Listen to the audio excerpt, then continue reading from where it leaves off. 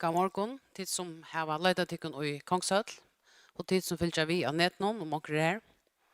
Velkommen av Visendavøkna 2023. Vi tverra i det, Atlante, at det var tiltøk inne her i Kongshøll. Vi har lustvis skrånne fram og undan, det er en 20 framløver som færre vera, 15 minutter hver, og derfor komma som perler av en store, der vi ikke stekker i midtelen. Hvis det er hoa komma atra lusta, eller for utan å løte, så snur ikke bare inn, så det er bare å sette seg. Og skreien ligger østning av heimasundja granskgranon, gransking.fo, hvis det er hoa sudjan her. Og i husen i det, vera østning tiltøk av Svelanon, det er bare oman for matstående, og det vil si at det er ærihatt, her er elevatorer, hvis det er bruk for det, annars trapper, gå mosjonen det. Skifte midtelen ferdig rundt og hikk. Her er det tiltøk som granskingarstående og andre skipet fire. Her er imens ting man kan røyne, og her er imens ting man kan lese og sånn. Vi pleier å ha noen telt utenfor av parkeringsplassen. Men jeg tog at veveforsøkene var så vanlig i år, så var vi nødt til at skipe om. Så i stedet for er tiltøk inne i garasjen, nyaste i hesten bygning, så tar seg uttrykkende høyestettene og så til høyre. Her er tver imsa garasjer. Under er tann tja høystående, og hittet her tja lærere og nærmengene glaser som gjør eksperimenter. Og her er det velkomna vidtja til ikke bare for smarrebøtt, til røysen for vaksen, og ja, for alle større og små. Og til som standa i gongene, velkommen inn. Vi prøver ikke å boja, vi vet årekvast ikke av folk enka og mellom årene der. Det er her er velkomna Atlante. Om en lilla løte for den første framlåna börja är för lycka att stäcka och så kommer jag efter att introducera den första som hellre framlå. Men allt sammål, välkommen av Vistavökna och hundökn hos någon och hvis det också om det inte vet hver det är så tog jag omkring av Times och så till arbete här så vill jag det visa det en väg.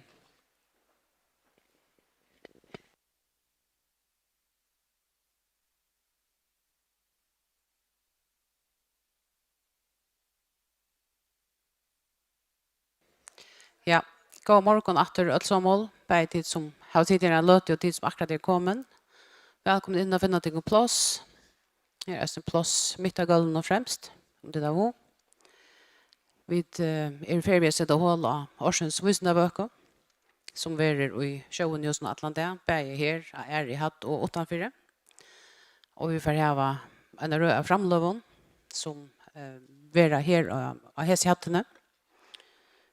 Skreien ligger av Gransking.fo. Hun ligger også en heimasøy som heter Visendavøkna.fo her på Estland Suttjana.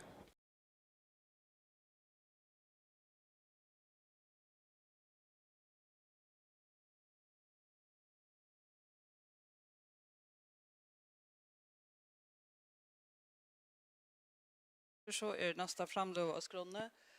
Det er Baro Johansen fra Naturvårdsendadelen her av Fråskaparsetsen som får at lägga fram om kortlegging av øtjon ved øtlion, ræk, alt og samspillet kring førjar.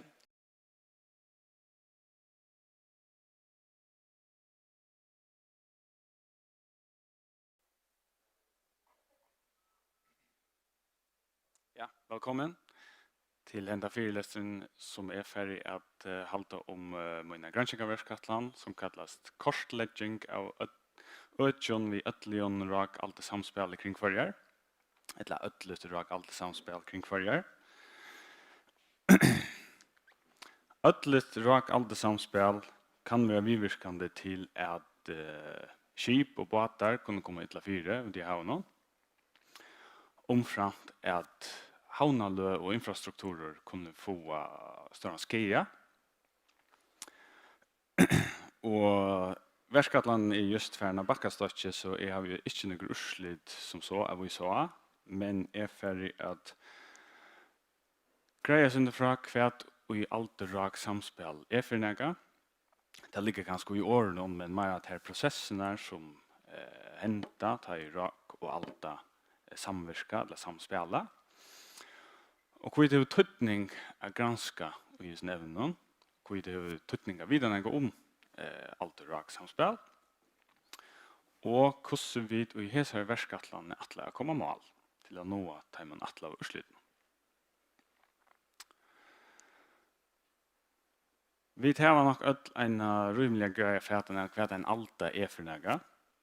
Alter vil være skaptar av vinte som blæser i havet. Og ratje, det solen og månen som styrer tøy, hvordan de mela og gjør meler, dominerer hvordan ratje oppfører seg. Lägger vi så en alta av träd så har vi ett rak allt samspel.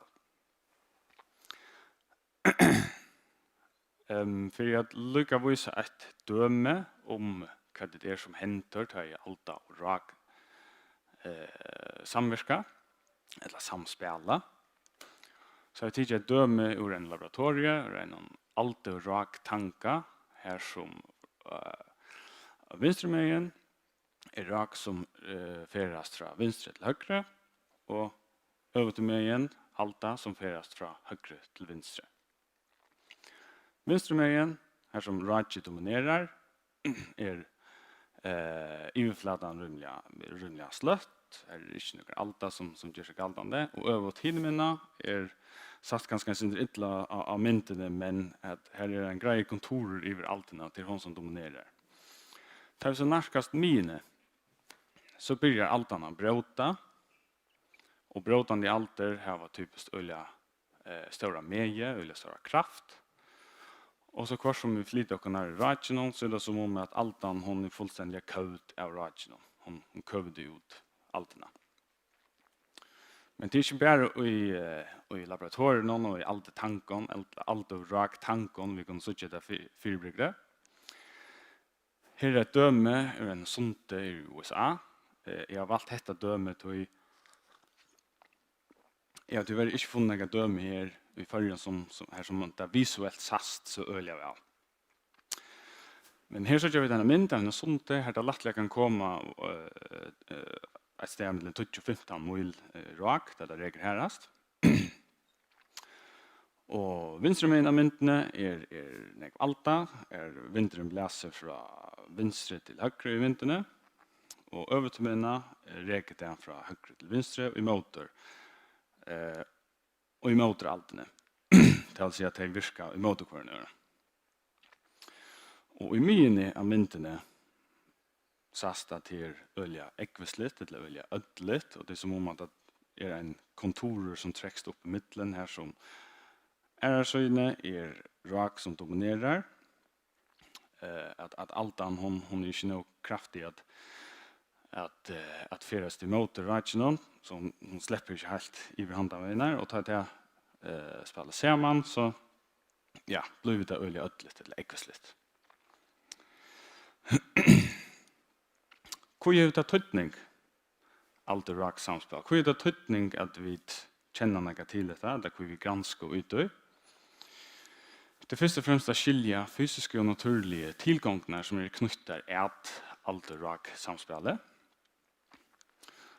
Men eisne skilja avleitar tillgångar eller processer fra allt det rak samspelet. Og det kan til dømes være en oljeledje, å finne det av hvordan det ferast, hva oljan fer, det skal tekast opp etter. Plastik eller mikroplastik, hvordan det ferast. Alebruk, vi tar en alebruk i fargen, hvordan det resttilfære, skatten fra fiske og fauer, som dette er botten, hvordan det ferast naturlig og fysisk ut i havnen. Jeg finner det av hver det ender. Omframt det, så kan det skapa øyelig større krefter. Det er rak alt det samspillet av til dømes havnalø, til infrastruktur i røver.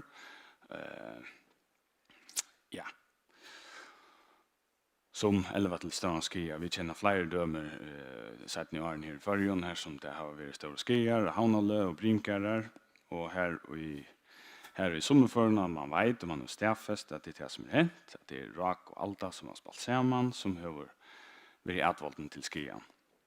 Ändan i huvudmannen en hypotes om att det är möjligt att det som är hänt, men det är inte blivit stäffest.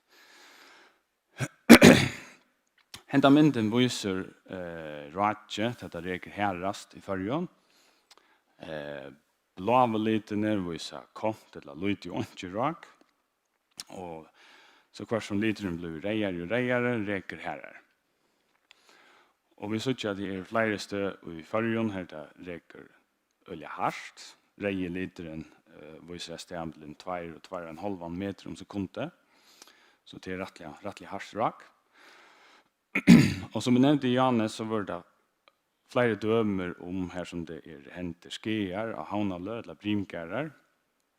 Her som man behøver stedfest, at det er det som er atvalden til skeen, til dømes i Lorvøk.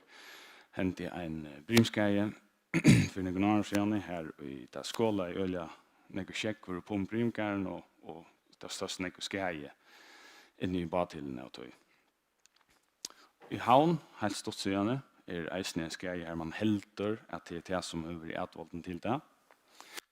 Men det er ikke blitt endelig stedfest enn.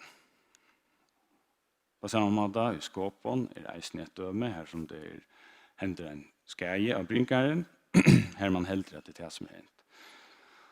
Og det som henter til brimskeer hentet havnaløyene at det er vinter, det er ildvever, det står alta, og altan røyner ferast inn mot plassen. Men ratje får simpelthen alt når jeg kommer inn. Det reker i motor, til retningen til altene, så kører hver som er i motorkvarene. Men så på et eller annet tidspunkt så venter ratje, och så är det som om att altan det är skapat en öliga kaotiskt och ekvisligt tillstånd i sjön och det som händer är att ratje väntar så det är som om att altan är simpelthen båren in av plåset och det är det som är ätvalden till skearna. Omframt att det skear av havnalö och infrakärve så händer eisen det eisen støver ut i havnen som her som alt og rak samspel kan ha vært virvirskende til at skip og båter har finnet skia, har finnet en skjegg. Og jeg markerer nøker dømer her som heter her rent. Og hypotesen er at jeg tar rekord først om langgrunnen eller langgrunnsridgen. Så økes ratje, og det noe vinter, noe alta, så skapar det et øyelig kaotiskt, eller ødligt, en ødelig støve til noe alta det bryter, og til såleis at skip og båter kunne få større skia, hvis nere. Så det hvordan vi nå målen i disse prosjektene. Det är först och främst utjäkten numeriska simuleringar eller telt och utdrukningar. Och matningar av ratchen och altene. Och de numeriska simuleringarna är sätter upp en modell här som vi har stika inne här kring färger och färger. Och delta upp och i små rutor. Det vill säga vi har en uppdelning i geografisk rumme. Och i dessa modellerna får vi upplysningar om dype kring färger. Räntorna runt om dessa modellerna skulle ha upplysningar om ratje, hur reker det här ute. Och hur ser allt det omstövnar vid räntorna. Och vindvidskiftene. Hvordan vindvidskiftene av hesten her økene. Og omframt at vi deler det opp i geografisk rom, så deler vi det opp i tøy. At vi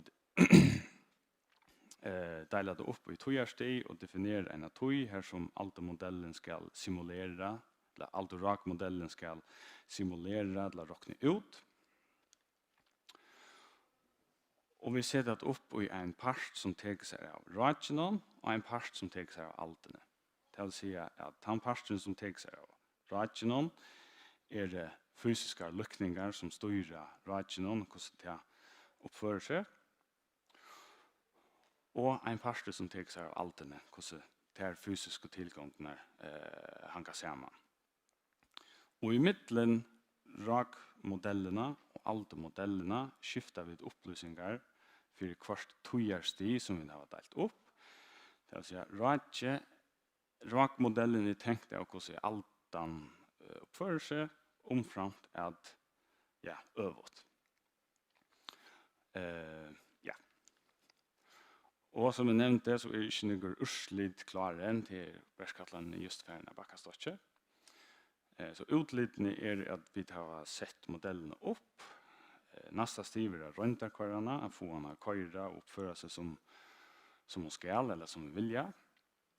Og nästa stiv er så at stedfeste, eller at validere vi matingon, at tryggjokken er det som vi råkner ut, vi tar med numeriske simuleringer, at det er samsvær i midtelen verileika, at det er reelt, det som vi får bort ur modellene.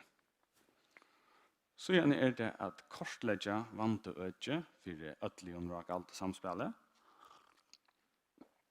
Og det er i grunden at markera eller definera øtjer her som heter her fyrbyrgri er serie ødligt eller ekvisligt.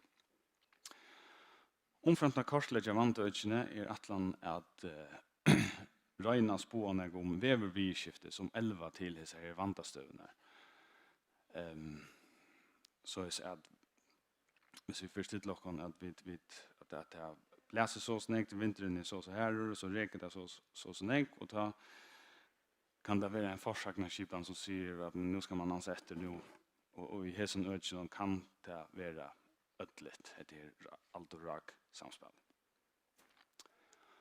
For å lukke enda vil jeg si at Bergskatlan er stole av granskingaranon og frøskapet utførja. Takk for det.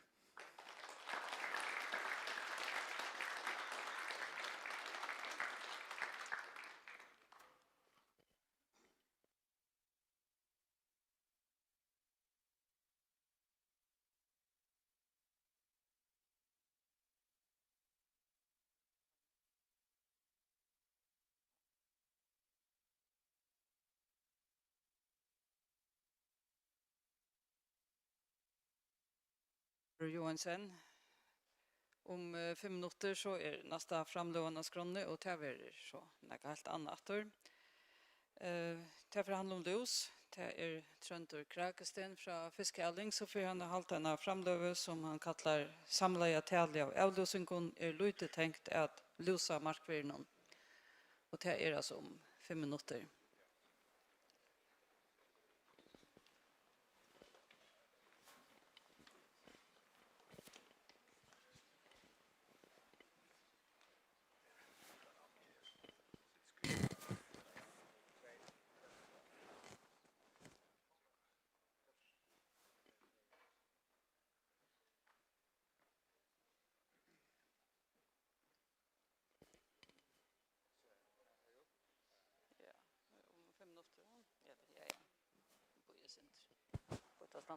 Och gapas lunch.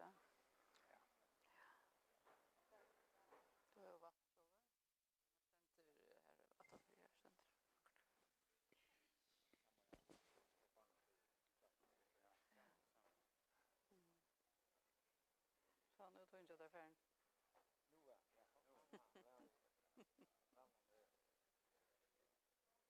Magne var på sekunder då först. Magnor. Ja, radio flott så mest. Flott, ja. Filmer och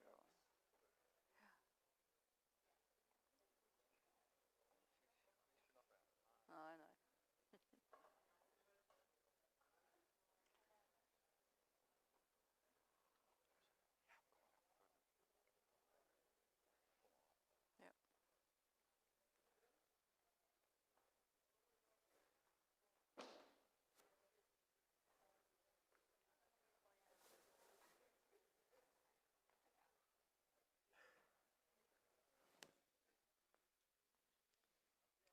Hvis du hevder vi er gang med så skal du halda det innenfor pulten og ha det her. Ikke for dum og ikke for langt frem, men ja, som jeg sier.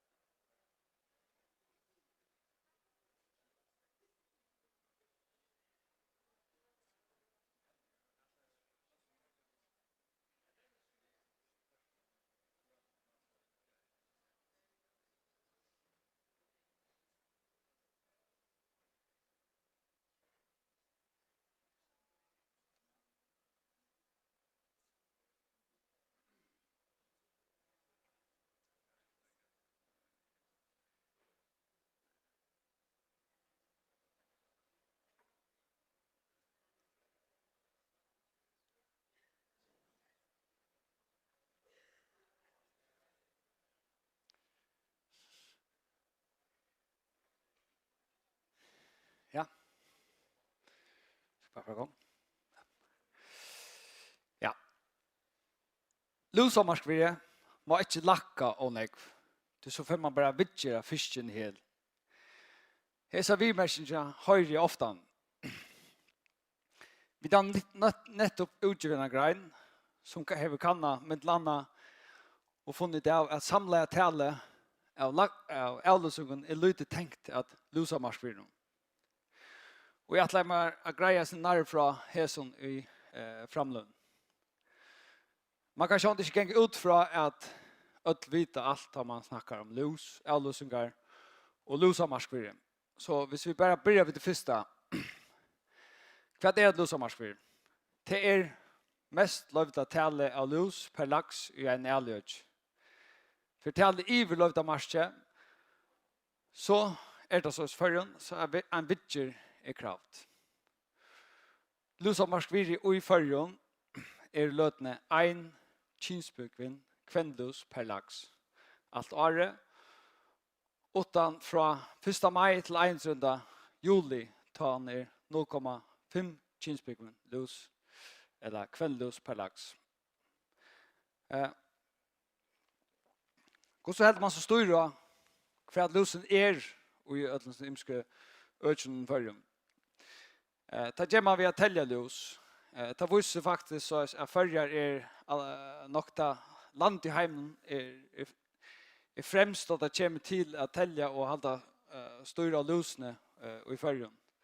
Och till mitt annat man häver en trea och en part som för ut i ökne att tälja.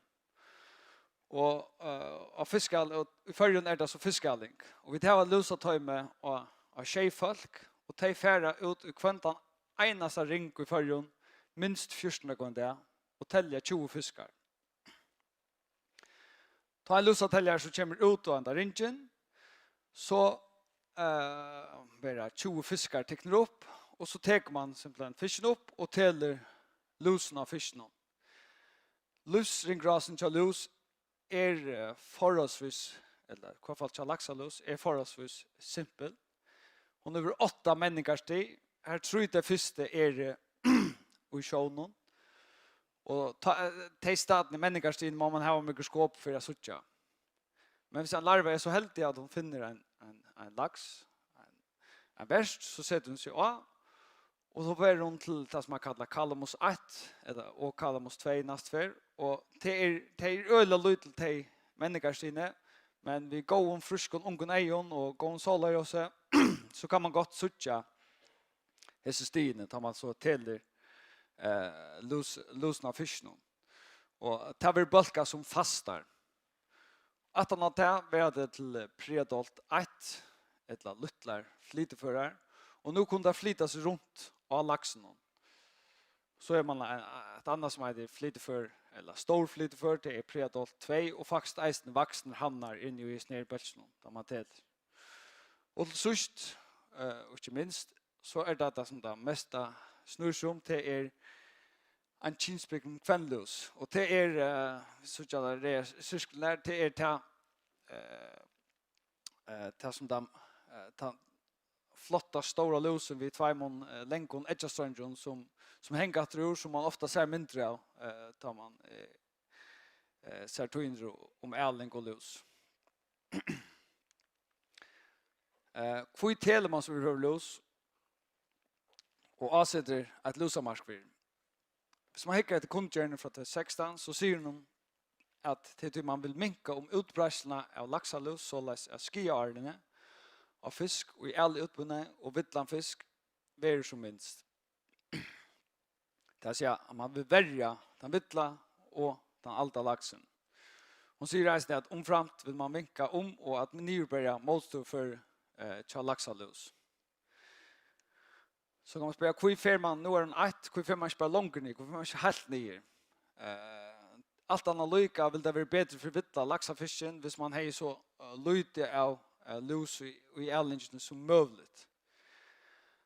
Men ta möter man så ofta så vi människor att man får bara vittjera fisken hel. Det vill säga man är bättre för att lusamarskvirre för så längt ner att man alla de tällningar iver och som alla de ska göra vittjer och mera vittjer man gör till ringt för bei fisken, og hvis man brukar evnafrøyler, vidger, så det en ring for omkvarve, og det ser kostnar mykje. Og til å være akkurat hese utsøkna, vi tar så prøv å kanna i så greiene vi nettopp har utgivet.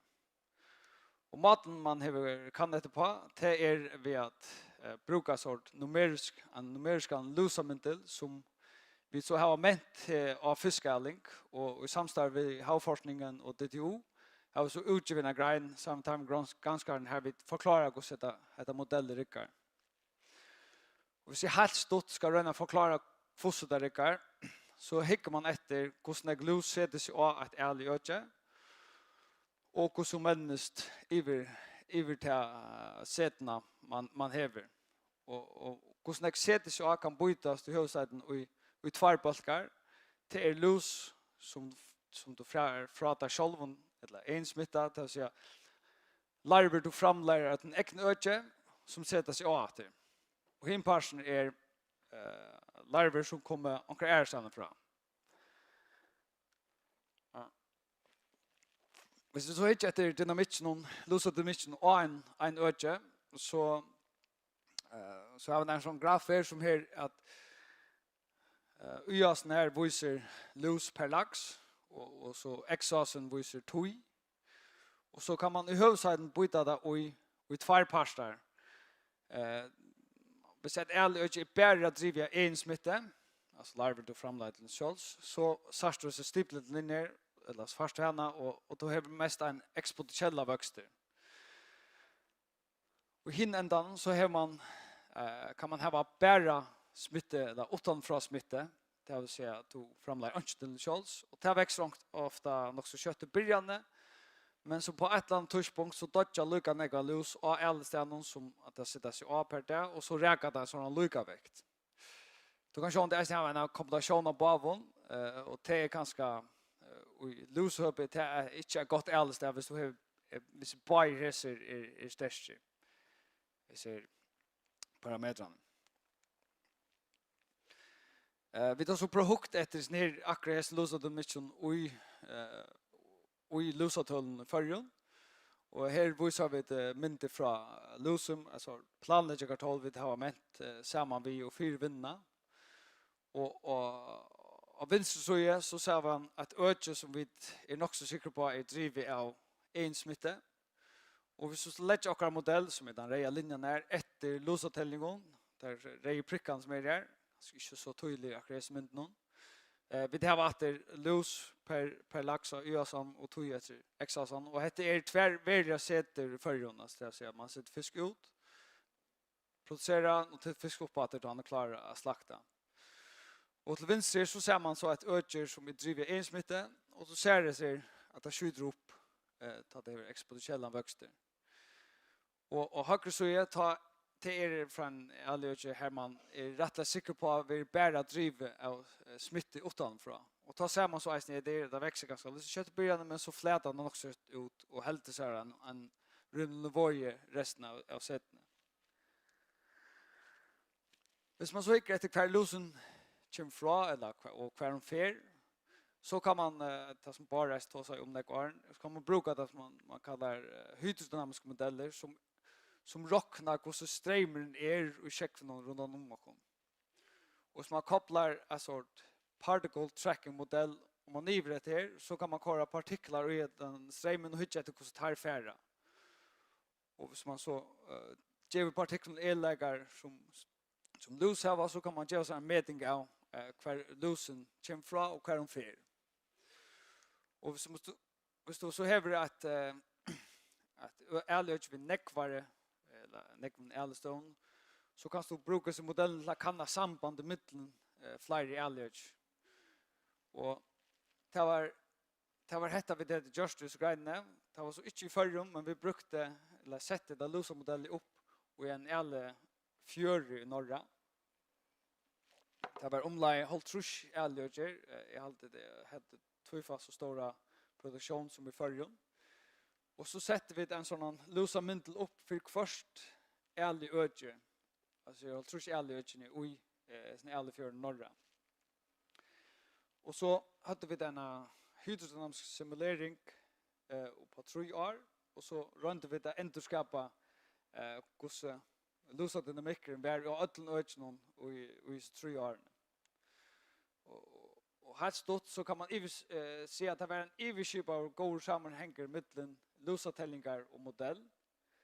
Det vill säga att man tog i sin 3 år skajnon alla de relevanta lusatellingarna och sätter där upp mot det vad modellen säger. Och så var det en rättla god sammanhänger mellan tejpej. Men hvis man åkte etter en stykken ødjon, så hei modellen sin verre vi å fenga akkurat dynamikken, lusa dynamikken og timen ødjon. Og akkurat jeg ser sånn arbeid som vi gjør det greinene, så tog vi prøve å køyre alt dette trojarskeiet, og her bare hydrodynamikken slapp av styra dynamikken og ødlens ødjon. Och så prövade jag hitta efter okej vad händer hvis vi lusa marskvirre vi prövar att sätta lockt med lusa marskvirre helt ner 0,005 och alla vi upp till 30 kinspunar lus per lax. Och här har vi som grafen så när har vi tala vitchen samla tala och göra sån av vitchen öll vitchen och i öllens trojarska någon tölnis tydliga men det är cirka 300 fors lus 300 och fors avlusingar eller vitcher som var crowdar i öllens trojarska och nere exasan är så vitcherna så säga helt till vänster är så 0 eller helt tatt mot 0 att lusa marskvirre på 0 och upp till 3. Och man ser att här är såna krossar där och till ta samla mångna vitchers för crowdar och man ser att det nästan inte monra. Lukar mycket för att lusa marskvirre så ändå vi att bruka cirka 300 fors och som för vitcher på halta till lusa marskvirre.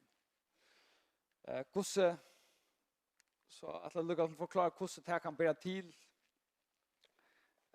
att det är så.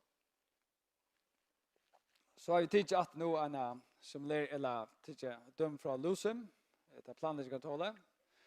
Och så bara tidigare fullständiga huxa döme här vi har 1 miljon lax vi sätter ut i Tjeckvin. Vi tar en smitt utifrån som säger att det kommer 20 000 lus och det är alldeles där om dagen. Vi tar en smitt på 2%. Och så hvis vi så prövar att säga bara lusa marskvirre är en kinsbyggning lus per lax. Så har vi det alla sättna på en hon som bara sätter ett år. Så har vi 5 vitcher. Så inte annan bröta. Och bara sätta lusa marskvirre nere 0,1. Så ändå vi då få 6 vitcher. Så säger man okej, men så kräver det som är vitcher hvis du sätter lusa marskvirre nere.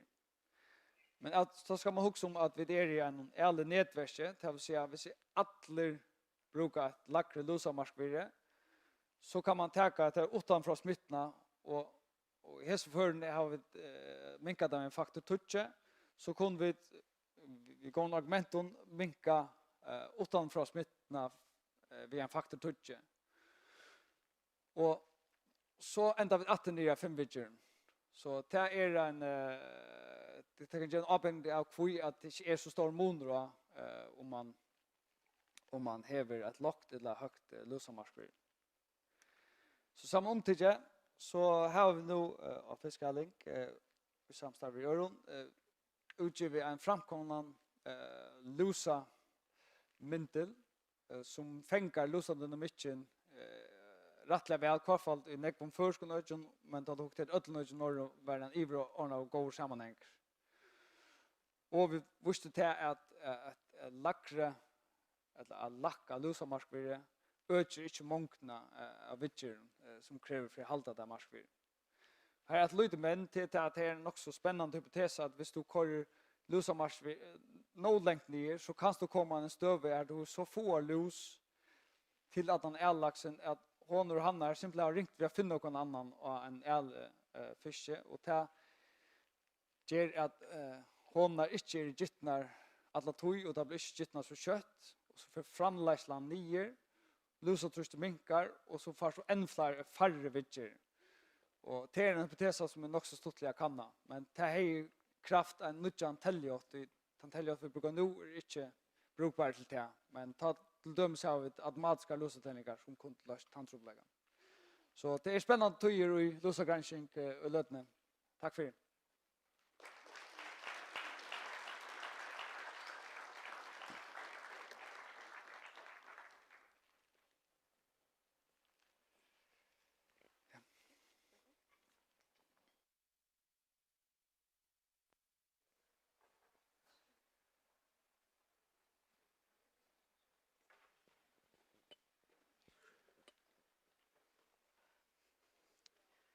Takk for det, Trøntor Krakesten. Og skrånne nå, det vil si om 4 minutter, en framløy til Gettin Roberts fra Omkvarvestovene. Hon snur seg om etterlitt ved helsestøvende av skipskrokken ved fiberoptiskon sensoren. Og henta framløven verer av enskon. Og hon begynner om 4 minutter.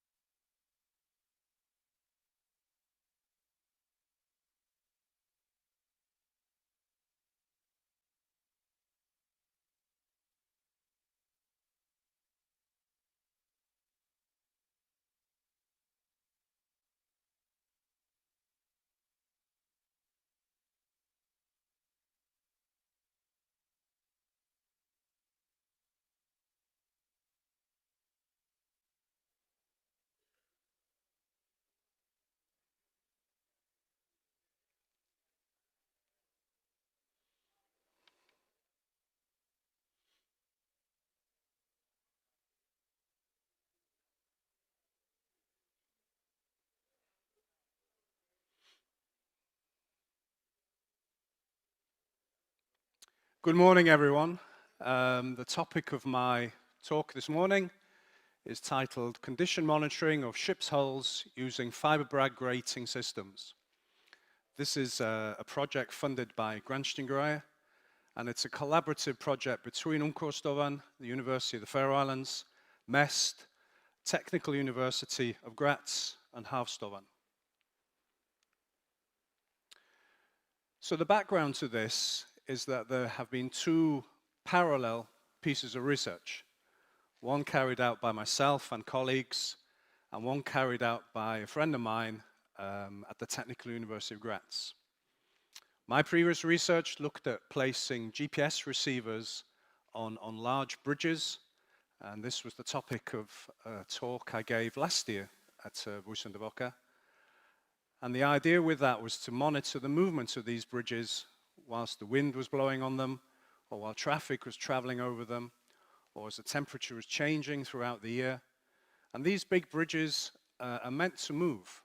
So there are a number of these large suspension bridges in the UK. The Humber Bridge has a distance between the two towers of 1.2 kilometers. So they're very large structures, and they're meant to move. So the Humber Bridge is designed to move by plus or minus 4 meters at the very most. So this sort of work was using GPS to monitor the movements of these structures and being able to extract the frequency of the movements.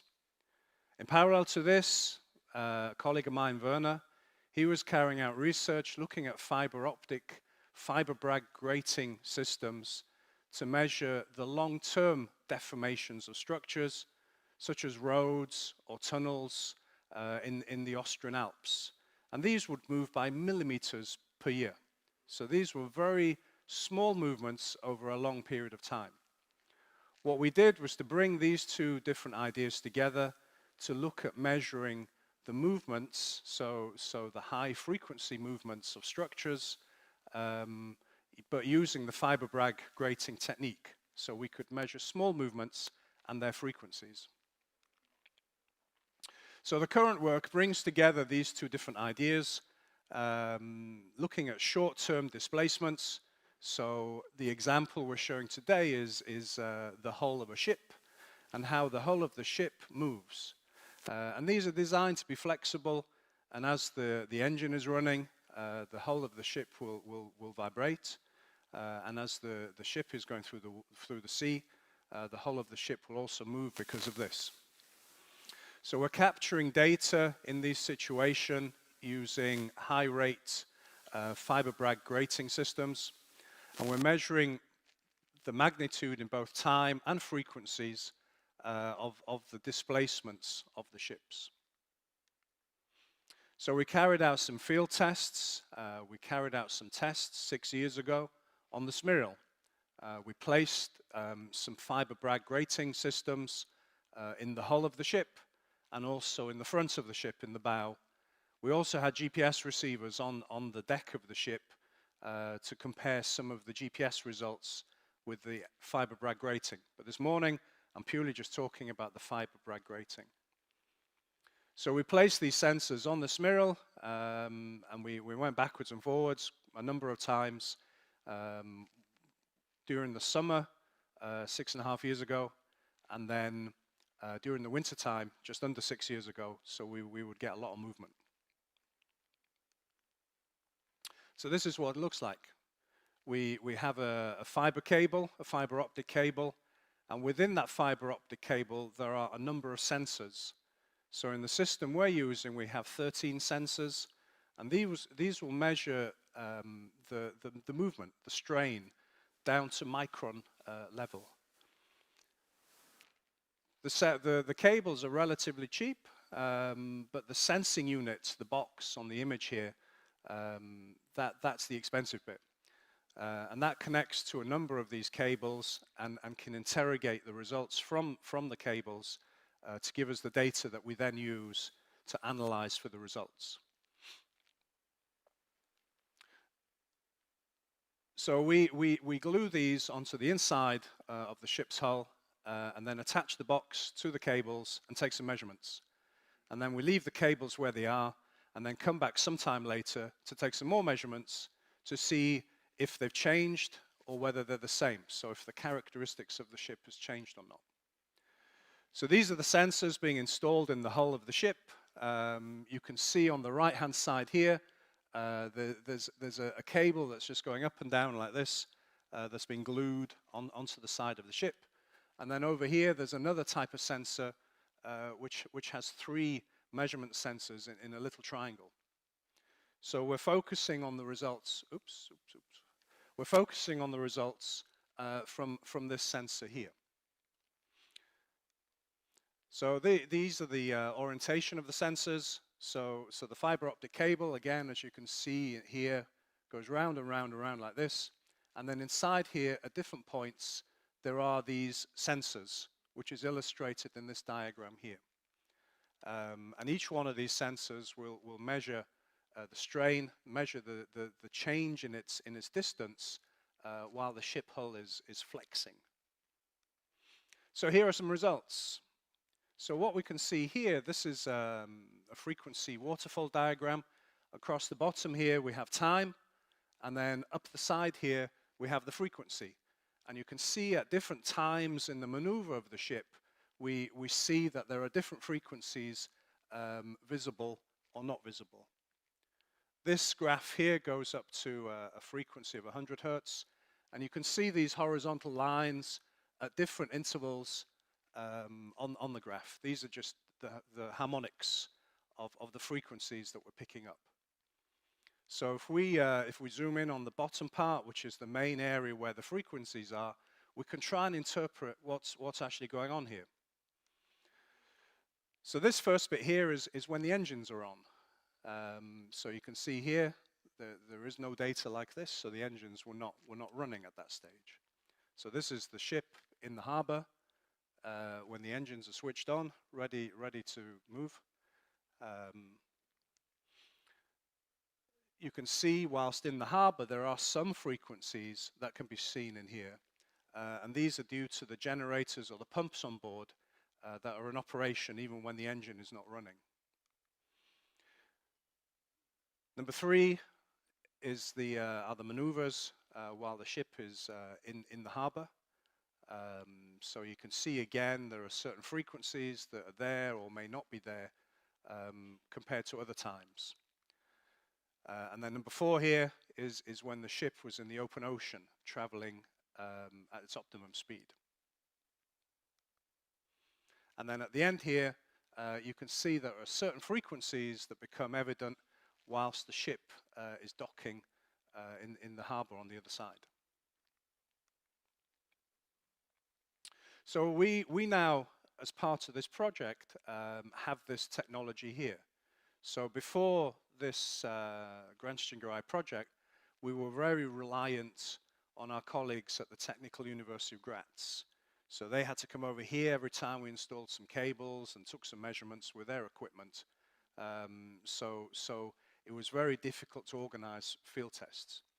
So as part of the Grenstingerai project, we've purchased our own system, and we're using this on a series of field tests. So these results here are the results from some field tests that we carried out on the Smiril a few weeks ago using our system. And we wanted to see how our results today compared to the results that we took 6 years ago. So again, with this graph here, it's a slightly different resolution, but you can see that we have the main frequencies down the bottom here, and then we have these harmonics in this graph here. You can see again the different maneuvers. So this is where the ship was sailing between Tórshavn and Suðuroy. This is where the ship was in the harbor. So you can see that the vibration in the hull is not as excessive, or is not as much as when it was sailing. So the engines have slowed down somewhat. This is the docking. So you can see again this type of frequency here while the ship's been docked. And this is where the ship is moored up and the engine's not running. So you can see again, there's not so many of these frequencies here. So these new field tests have shown that we now can gather similar sort of data. it's also shown us that these fibers will still work after 6 years. So my colleague in Austria, what he does, he buries these cables in concrete. So as they're building roads and tunnels, they'll bury a whole series of these fibers in the concrete, and they'll come along on a periodic basis to take some measurements to see how much the concrete has moved. So he has experience of showing that these fibers can last a long time in the concrete, and now we can show that these fibers have lasted in a ship environment for 6 years. So the initial results look good and promising. We're now able to look at these results and compare them to the previous results, and see what the differences are. So we've introduced and applied fiber Bragg grating measurements to the dynamic deformations of ships. We've included the ship's dynamic response. This includes the dynamic ship's response in the open ocean, and the vibration in the ship's hull is caused by the engine and wave action on the ship and other phenomena like the pumps and generators on the ship itself. We can identify consistencies over a long time, and the idea of this project is to be able to look at changes in these characteristics. So the current project, one of the aims is to look at whether we can detect damage in propellers of ships. So we're working with MEST on this, and when MEST have to replace or to fix the propeller of a ship, it might be a fishing trawler, for example, we can install this equipment, we can gather some data to see what it looks like, and once they fix the propeller, we can gather the data again and to look at whether we can detect any differences due to the damage of the propeller. So the main aim of this is to identify the characteristics of the frequencies and to identify any changes that are due to any deterioration or damage of a ship. This could also help future designs. So as I said, the current project is focusing on the effect of damaged propellers. So the idea behind this is that a damaged propeller will induce a frequency into the water, which will then propagate into the hull of the ship. And we should be able to see this type of frequency in our results. And the main point of this project is that we now have this equipment and technology and expertise to use this here on the Faroe Islands. So as I said, this is a project that's funded by Grenstingreier. We're very grateful to SSL for arranging for the field tests. And the initial part of the project 6 years ago was funded by the Ningbo Science and Technology Bureau from the time when I worked at the University of Nottingham on their campus in China. Thank you.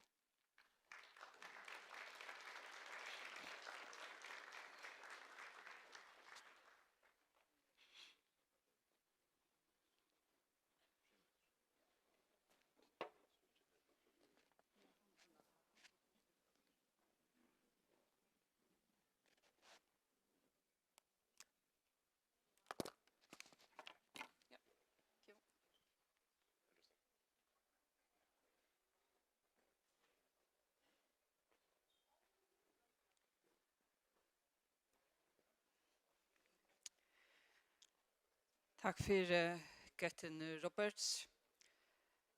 Det 6 minutter til neste framløp, og det er Kjolmar Hatun fra Havstående som får at det tas om El Niño og føreste havklima, altså om 6 minutter.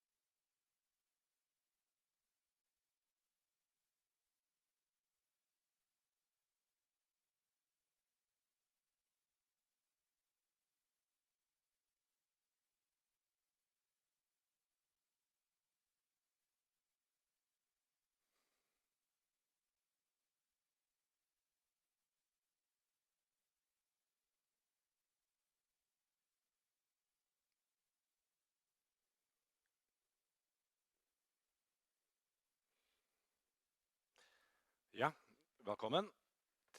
Jeg heter Tjomar Hattion, havfrøyngur av havstående. Jeg får ta oss om El Niño, jolabattene og havklima vi fører. El Niño og sistnabattene kalta sistnabattene La Niña som regulerer hitan av hjørne. Jeg får nokka hatta med sindre opp i jetstrømmen. Jeg får ikke noe tosk, som det er øyla spennende hitjetøy, men det er så ganske neste for. For jeg tar som hitaleie, så må jeg ta om min og knattere av Vakstrarhus og Arine. Heter vi gøysa nek CO2 ut i atmosfærene, og konsentrasjonen kan øke så. I trusjonen, første trusjonen var da 320 ppm til parts per million, og det økes alle tøyene som det suttja. Og det er da stendig 20, men det skulle være 420. Det er jeg tror mer vent. 420.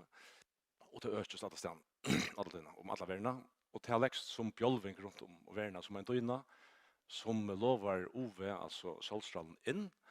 Men det her kommer inn av hjørnet og hit av hjørnet opp, så fører det som infrarett ut, det er langere, og det slipper ikke ut at det gjør leier. Så nå er det ikke mer orska inn, stråler mer inn enn derfor ut, og tek man hjørnet som helt, så blir den heitar. Men for å vite hvordan hit av leie er av en avstandssted til dem i følgen, så må man skilja vever og vind og strømmer, og særlig hette at nekvativ i utskottsorskene fer nir ui havet, høvene. 90% færre inn i havet, og var det så ikke, det er veldig buffere, var det ikke høvene, så ble hjørn jo øyla nekv heitere. Så er det som kom til land i luften, og så men nekv mest færre nir i høvene.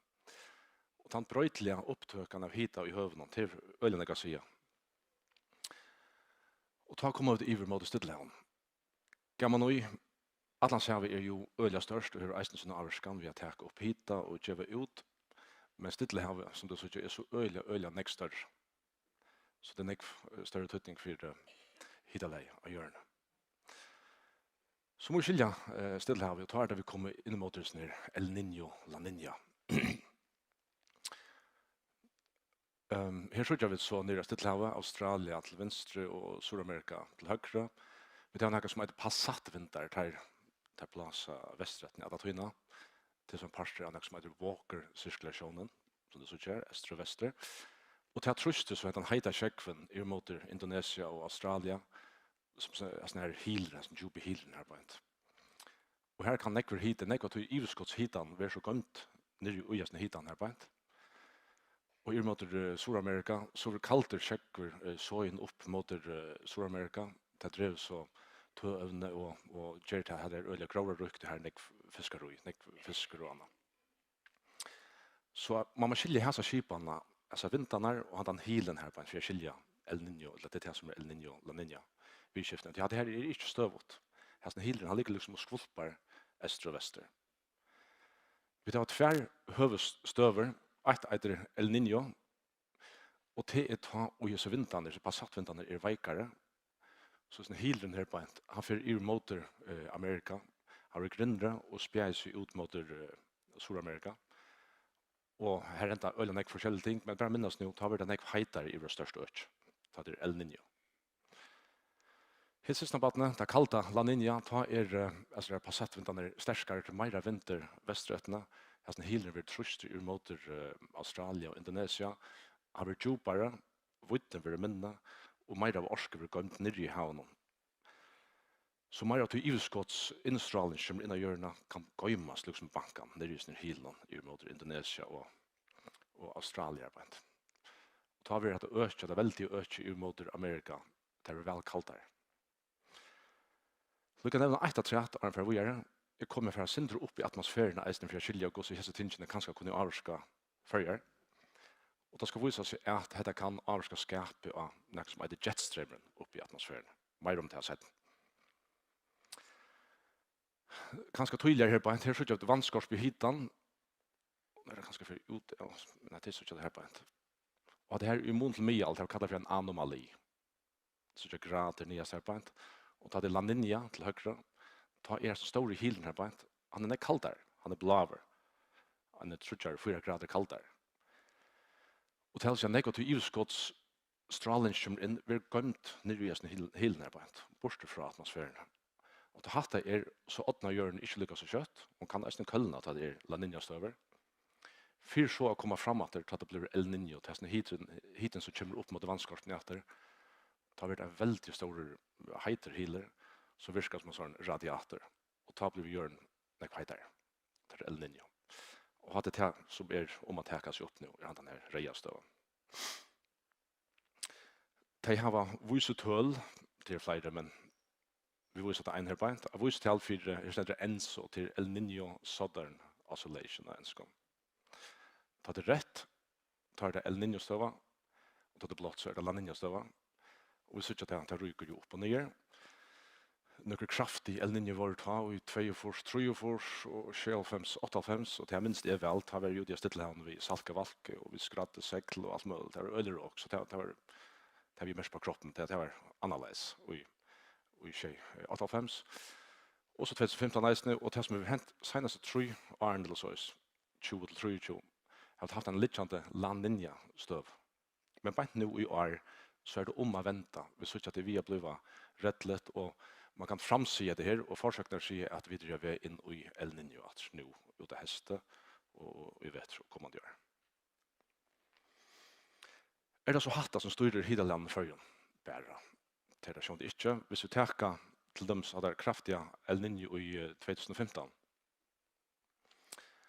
Ta visst det hemsmilan hesa myndna och Jackson Broda så på alla ställen det var öl drama om man. Ta det rättligt så är det heitar mel, ta det myskaret så är det met heitt. Och så tjå ju El Niño öche kostar spes i rätt men så tjå är som blåan klumpant vi förr. Och till som det superpolar meldren. Och här vi mot eisenskilja till att jag har en kamper El Niño runt jag kör över och förr heitar. Men det är här meldren han bestärskare så det blev faktiskt kallt där då i 15. Hvis nær meldren han kommer ut i at kalte vinter tar blåsa inn i sig have økene beint og fytle hentan bjølgen som heter superpolar meldren vi kalton og har lagt salt inn i alt og nekto øvne alt mulig annet godt i snær som ligger som norran fyrir hadde Gulfstreamere som du kanskje kjenner til som parter av subtropiska meldren. Ta snær blåger ordla storer som har vært i 2015. Ta kommer kalte kjekk til okkon og det ble nekka kaldare. Men det som hent fyrr och som eisne nok henter akkurat nu det han linkar och lovar oss när heita checken fram vi så blir det heitar och saltar och sånt vi får göra så det här är öliga viktigt eisne viktigast ganska för men stövan på nu hantan att Jörgen hon åttar alla tynna och hade så mial hiten av Jörne i juni och så jag tror ju för ju fullständigt borsjur det har snäckvom och detta hände håast att vi har haft en litchante drutt och vanliga drutt La Niña som skulle tro att La Niña skulle gå i man nekas ner hitan i banken men allukal gör en ordentlighet plus till att försöka sig att nu ska få upp att mer hitan som stein om man har byrja och att hästen superpolar meldren han spelar vi häsförnar så till allt kan ska spela samman till att göra is the perfect storm men att det blir ölighet och det är det är då kommer det några hita bilder. Vi hade gärna ett flyg hita bilder av Jörn i år. Och det är eisen naturligt till inte bara väderlagsbrödingar. Det är så vinter och vi hade just en ökning ja, nekast det är men särskilt här att passatvindarna från Afrika och mot Amerika var öliga veiker ta blå här på det veikevinter. Så lite hitan, vanskap hitan om man har i juni, heter juni så så jag att det lyckas nog snägg. Så det blev öliga och det är att en hita anomali alltså hvis det är rätt så är det heitar mel. Så vi är så var en El Niño stöva. Vi såg att det hade en reje hil här i västan för Sydamerika. Det som bloppen här på att reje hade här början till El Niño. Och alltså är öliga välkänt loftbrick för kallat det en sån teleconnection från Sydamerika och i Atlantshavet. Inte norr mot Rockon men i Europa. Så det här är välkänt att det öppnar i Stillehavet så att det är i Atlantshavet. Plus det att så veika vindarna gör till att det blandas inte så djupt ner som är för sort iver upphitta också grundligt det ganska en håll 3 meter tjock som solen kan hitta ordentligt så nu så jag att uppe i förjon eller västra för Brättskog här i norra var det öliga neck heitare ganska det tror 4 grader heitare än mil i juni. Och det är nog snägt, det är öliga neck. Och särskilt vart det här till oss, alltså i norra och östra parten av Atlantshavet, att det blev så öliga hejt i sommar, i mestadisen, det gav överlevet i förrjun hejt i maj, juni. Tack att hitan är sån här goda vinter närbaint, att nog så lite här, men allt det som är nekva liter till imensk år, det svarsta i år, och vi söker mananar utåt nedavin, och att det är atra en anomali, och vi söker juni till för ju pura borsrura. Så hick man det stående per juni, så det är inte oärligt, men det var ordentligt extremt då. Bäger vi El Niño och kanske i hita bilden. Nek ting spalde samman, och det är så kullna näka att se antar. Så kan man säga, det bara i vannskorpene? Okej, det är bara sort tuntle, alltså vi är ordentligt upphita. Men vi måste i hita nere i døypen og i sånne Atlans innrasjon, altså heite strømmen som kommer fram i føren. Til dem så i bankaren i Vestan for fører, og i førerstrøm norranfyrer. Det har vi gjort det havstående i Nekvar. Jeg lengt av munna tog herbeint, og vi søtter bankaren herbeint og førerstrømmen. Og nå skulle minnes til, nå vi nere i Djupen-sjekk, 200-300 meter døype, og vi søtter at gongten, hun færsen opp og ned, og maks færsen opp og ned. Men i år, det var nok i mai, så leip det bom på seg. Så det er ikke bare et håndle, men det er reisende et djuptle som er åttende nek. Nå er sint opp i jetstrømmen. Det hadde her en måte hvordan El Niño kan få inn Atlantshavet og Norrlokken, møvelja. Hin er en sånn loftbrygg. Så det er så fra liksom ekvator og norrøttene ekvator til venstre og hatten oppettene, som man liksom skjer i kjøkkenen atmosfæren, som en lavkakel og sånn. Og her så vi den her kraftige jetstrømmen der oppe, som ligger om for polfronten. Jetstrømmen ligger om 20 kilometer hatt til et sånt monster som er en sånn motorvever som fører rundt om Norrkalotten, og vi vindfører en 2, 3, 4 og 500 km og ligger og bildjas at la vi rundt, og styrer vetrastormen eisen her i føren. Og da man hever El Niño-støvet, så hittar det nere vid ekvator til å sette så gongt av disse her hattlige cellen her beint. Til at det kommer mer, det damper mer opp, og lykkes som at det her tannhjulet treffer opp i fer. Det er ikke det sammansett, men det som hender er at det drever polfronten vid Hawaii, av sin solrøttene. Og vi at det her er et lykkes som en sånn tå som går alle rundt om hjørnet, så stå handler det tå ena stedet, så fyrer det som en bilde alle veien. Så en bilde kan være på USA, og tilføyer, så Grønland og alle rundt om hjørnet. En tele-connection, loftbrygg. Møvelig. Så det er helt til at vi det her El Niño-støvet, tar vi jetstrømmen og halver sover her ved Hawaii.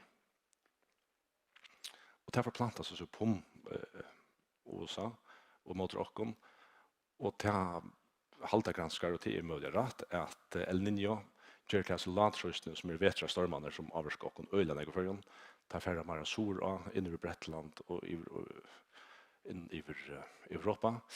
Men tar vi ha La Niña, det kalda sysnabatna. Ta färra stormarna mera fram vid färjan i Ryssland och norr hända vi. Och tar hava kraftigare väver. Vissar och det vill jag nekva avskan av fågel, fisk och gråvor och tövne och allt det här som vi kommer till nästa för. Och det är eisen hildet till att vi har La Niña så är det eisen mera styrst och eisen jetström till mera kraft. Så nu färra stormarna fram vid hända vägen och tar eisen stärskare. Och det så vill ta ju avvarska vi vita så när vi skiftar stora såna här meldron som vi tar så om ta stora gråvor och snäckt tövne komma upp och mätel fågel och fisk och det hela allt så det är väldigt spännande för vad gör vi. Det är sånt det är komplext men spyr mig att om några vi borde göra smart. Bådskapen til tykkon her det at det her El Niño, La Niña, søsnabøttene, de avvarska mye all hitan av hjørn, El Niño gjør nekka heitare. Og det som hever som vakt ans i heimsmiddelen det vi heva langt nå, som en met heita gjør, og vi vant at El Niño kommer om nå. Så det nu ikke nekkert drama, slett ikke det, men gjørn øyeheit nå, og vi må fylltja visner, det er kjiv. Og vi at El Niño og La Niña kan brøyta feraleina til vetrastormen og ganske styrkene av Østlinjen som kommer hendt av en, så kan det ha avvarskan av fågel og fisk og det hele tjokken. Takk for meg.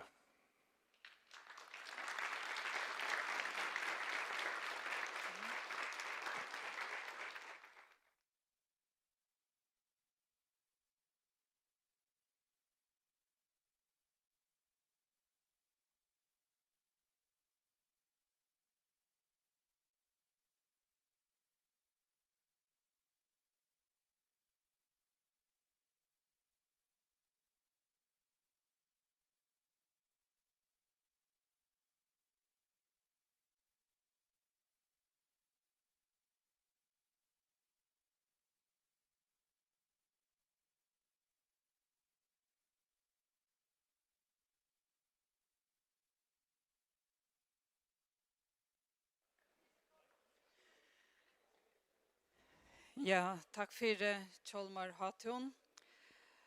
Nästa framlöv av skronne om uilever, Farken Verskatlanda. Vi skulle höra om första urslutning av Farken 2 Verskatlanda, har vi skilt.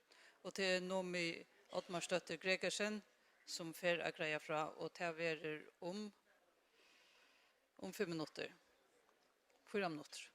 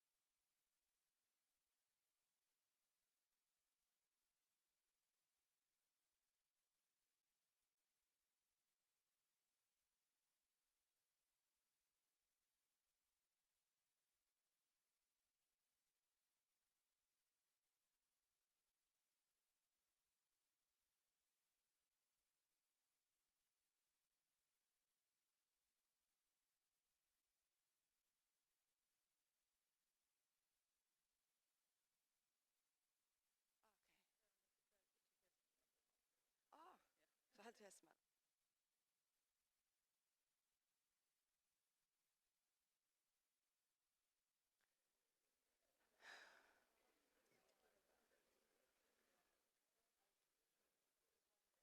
Ja. God dagen. Og i dag får jeg presentere for tikkun til første urslitene fra Fargen 2-verskatlande. Vi har vært i gang nå i kjøtt et godt år, så nå er det lukket som til første urslitene.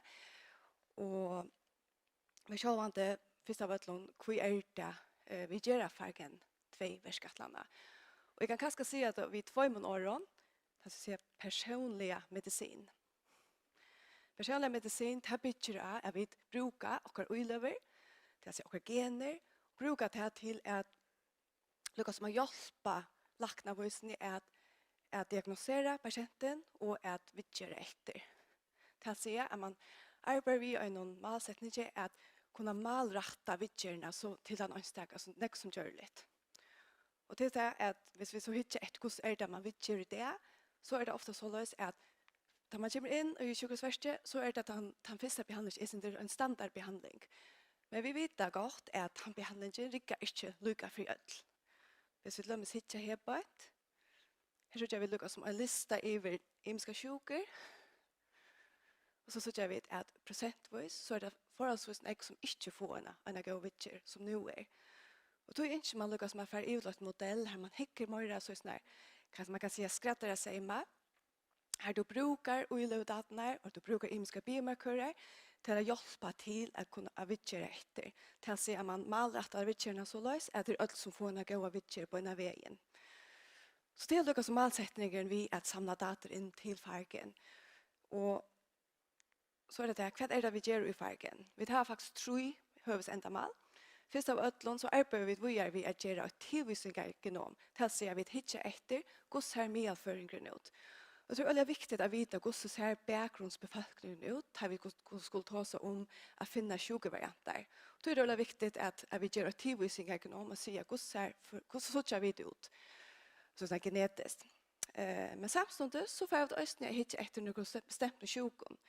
Og det er som sender her, vi tittar etter diabetes, blodtrykk, tarmsjuker og gikt.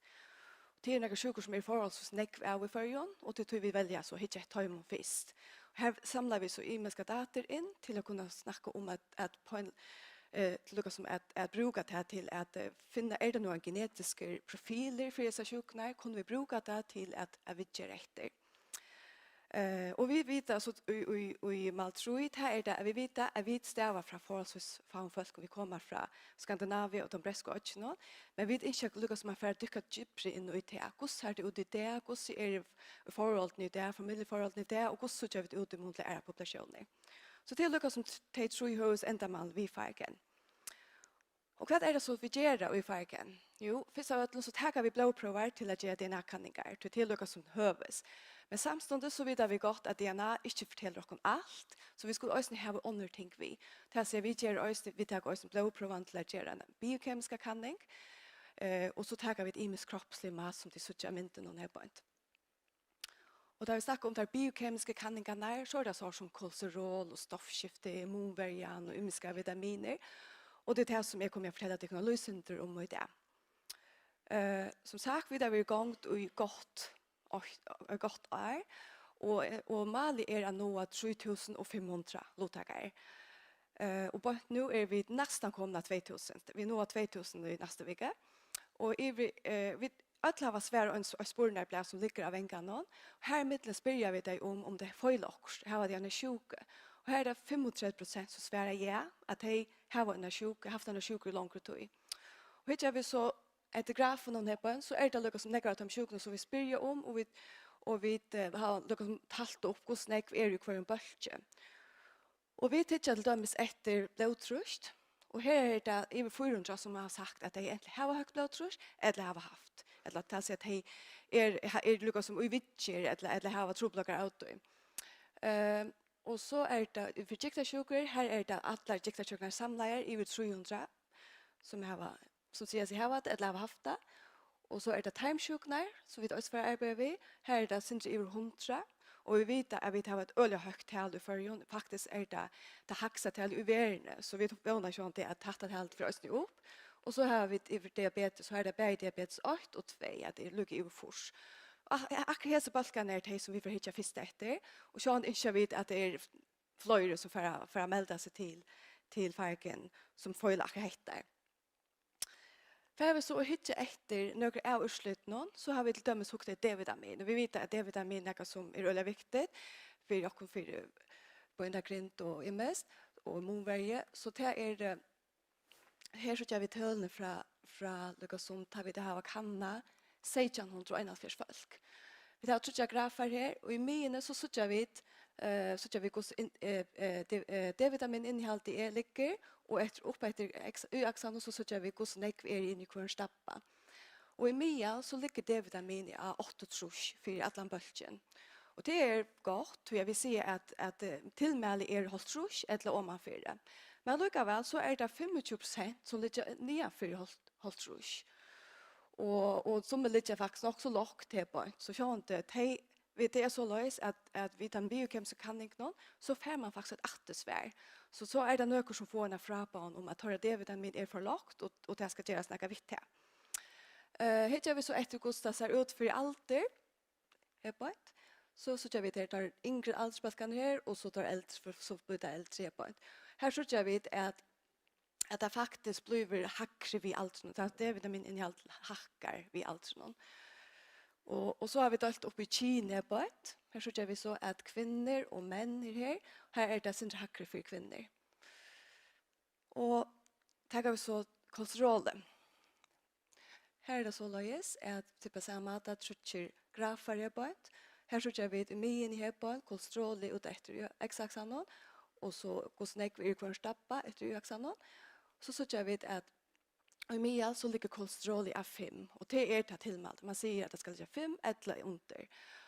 Och så heter vi så efter går lite urslutna så jag lukar väl att det är här är det 115 blodtagare som har ett kolesterol innehåll större än 6,6 och grund för att säga 6,6 det tror jag att han just har forskat granskning i som brukt det som ett marsk för när man snackar om att man har hyperkolesteremi så eller risiko så eller att han bulken över till alltså för högt och till när man ska göra något vi. Och så var det Lukas östen in i folk har varit så svåra på om det här var något vid kolesterol och det är alla näck som är i vitcher för kolesterol men så vi hukte Lukas som efter är det här vita det auto. Här så jag vet att det faktiskt för oss så snäck var att de inte har offra på att det får något kolesterol. Så på den maten kunde vi ganska fänga några som kunde komma i vitcher. Hetta vi så kostar för dalt i aldersbalkaner så jag vet östen här på att kolesterol i hackar vid aldern och det är något som man vanligtvis ser.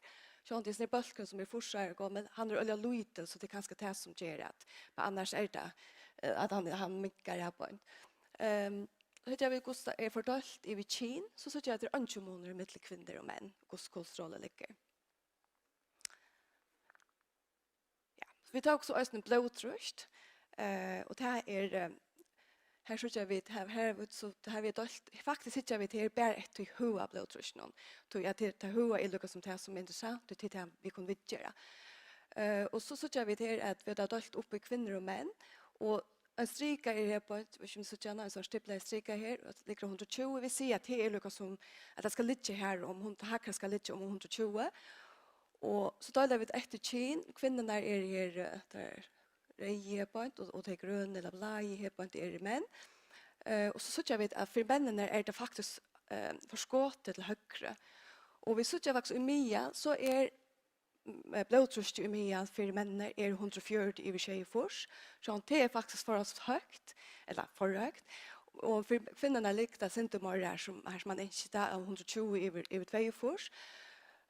Så sjön det för oss är högt för män men sjön det skulle vi ta hatt för att det är målt under det som inte normalt omstövon tar man mata det till lakna och en förgränsning så visar det sig att alltid för lösender upp och tar man det hemma så är det ganska lika där normalt så tar får det ösna vita här var det för högt blodtryck där vi matat det så fortäljer vi dem att det ska föra hem och möjligt skaffa sig ett ampo till att mata det och så blir vi lite öle högt så skulle det färra och få det kanna och gör.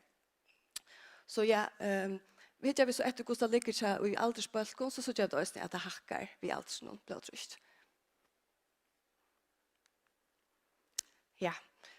Vi tar också vi hukt efter BMI. Vi tar en öliga fina vikter. Hon kan faktiskt mata på vikt och 40% och muskelmassa och faktiskt är det så löst att när man kommer in så får man faktiskt en rapport på det.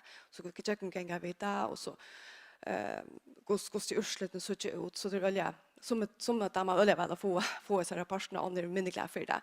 Men vi sitter här på en Costa ligger jag dalt upp efter män och kvinnor efter här på ett och här så jag vet att det ligger och i Mia ligger det 28,8 för män och för kvinnor ligger det 22,4. Och vi ser att det ska ligga mellan 18 och 25. Så förhållsvis är BMI faktiskt förhållsvis högt kan man säga för Atlantbölten. Och vi ser ju också att det hackar vid allt som någon är på ett späckliga. Så ja. Så har vi också hukt efter en diabetesmarkör som heter HbA1c. Och han fortäller oss om folk om diabetes och han ska helst ligga när 24 eller under. Och som sagt vi har spurt in till sjuker och här har folk så fortalt oss om de har diabetes 8 eller diabetes 2. Så jag den här grafen här på en heter det som har eller är det har vi hukt efter diabetes 8. Och de rejer sig att de inte har diabetes 8 och de gröna har diabetes 8. Och vi ser att det bulken eller lite det är fas som faktiskt har diabetes 8, men vi ser att det är lite här nere och det är lite ösnä lukar som till högre till att se att höra glukosmarkörer är eller blodsockermarkörer är förhållsvis höver immun till ödlhinne som inte ser sig ha diabetes. Tackar vi så här på och hittar efter diabetes 2. Så jag vet också, här har vi spurt dig om de har diabetes nu eller om de har haft det förr. Och tar det så också svärre på. Och vi sitter också på samma måte, så stiplar i linjen att det är med att de som säger sig ha diabetes 2 eller har haft det, har också ett högre HbA1c än i allt. Och allikevel så sitter vi till på att det är allikevel några rej som ligger väldigt högt.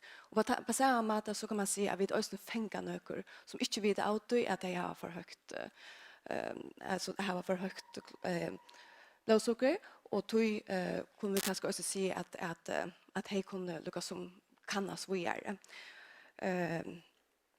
Ja, så man kan kanske se att det är också inte bara att det är brukligt kanske men det är också hälsofrämjande här och nu urslutna. Så vi ska ta samman om så är det så lös att när vi har samlat nästan 2000 folk så jag vet att D-vitamin bulken är alltså förhållsvis nekv som har för lågt D-vitamin innehåll och så inte nekv att man också finns ju bra om det. Så jag vet också att det var alltså en av förslutare som inte visste alltid att det hade ett högt kolesterol. Här är det också så lös att det är just när vi och så är det BMI som ligger förhållsvis högt imot till Atlantbölten och ligger 28 och som sagt det ska ligga mellan 15 och 25 så ja. Och så är det diabetesmarkören som vi kan han ger oss eller gå avbändningar om folk har diabetes eller inte. Och så har det kunnat också här fänger vi då några folk. Så här var Lukas som till första urslutna. Vi får nu helt igång vi att göra läsningen eller sekvenseringen av genom. Så vånan till nästa vecka så kan ni presentera det sin morgon det genetiska. Ja. Det är samstarv med Öland Ekfall, både här i Förjön, i USA och i Danmark. Så ja, tack för det.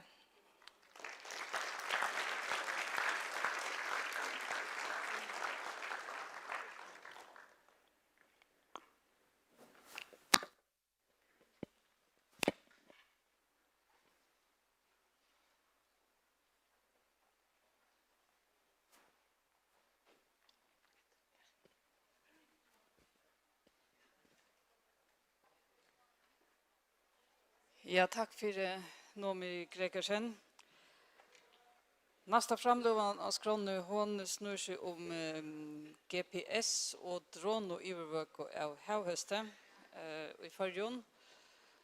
Det är Johan Fonter Kastenskjold som är PhD-läsande av Aarhus universitet och som ger sig Värskatlandet i samstarve vid omkvarvesstående som för att fortälja om detta. Och han framlövan hon var av danskon och hon var så om 5 minuter.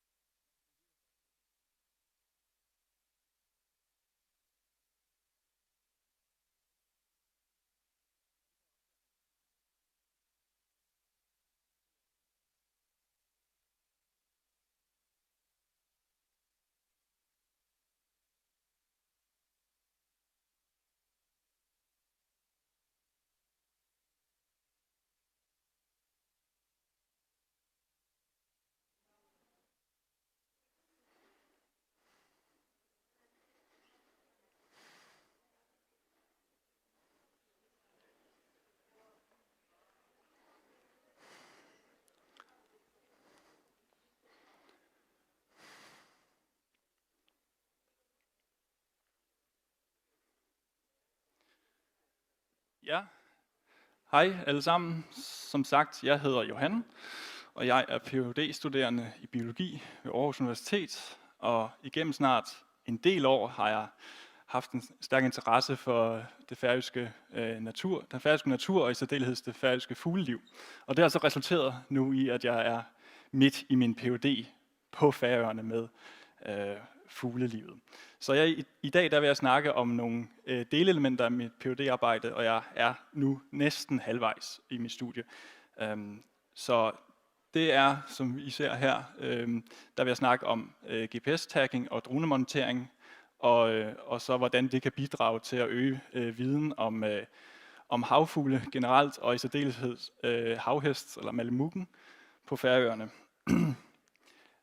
Lige først, ja, som sagt, det er mig, og jeg har selvfølgelig en supervisor på Aarhus Universitet, Morten Frederiksen, og så har vi et tæt samarbejde heroppe med Omkvarverstoveren og Sjurdur Hammer, og så andre nøglepersoner herunder Jens Kjeld Jensen. Ja, så hvad er det hele handler om her, og hvad vil jeg snakke om? Sådan centralt for mit Ph.D. og mine research, eller mine studie aims, det er at prøve at bruge GPS-tracking og droneteknologi til at lukke huller eller øge vores viden om havfuglemonitering generelt, og bruge det som nye værktøjer til at takle ellers førhen arbejdskrævende opgaver. Så i dag der vil jeg snakke i 2 dele. Først om det meget for nylig her hen over sommeren udførte GPS-forsøg, vi har lavet med tagging af havheste med GPS-sender, og dernæst så vil jeg tage et uddrag af nogle af mine droneflyvninger her med fokus på sulekolonien på Myggenæs. Ja, så hvad gjorde vi i forbindelse med det GPS-tagging? Vi prøvede at udvælge 2 steder, der var så geografisk adskilt som muligt, for at se, er der forskel på, hvordan fuglene de fouragerer. Det skal selvfølgelig sige, at det er hen over deres ynglesæson, det her. Så vi har taget op mod nordøst og ned mod sydvest. Ja, det var det, jeg vil sige. For lige at gå hurtigt igennem de 2 steder, så er det karakteristisk op mod nordøst, at vi har den her klippeflade, og så går det direkte ud. Det er et forbjerg, så det går direkte ud i havet mod nordøst. Har det en indflydelse på, hvordan de fouragerer, og hvor langt de går ud til havs. Og ligeledes ned mod sydvest i Lonen, der på Sandøy, der har vi set omvendt, hvordan det påvirker deres søfødning, at de går ud mod sydvest. Ja, så kort og godt, så har vi sat de her GPS-tags på fuglene ved at attache dem til de midterste halefjer.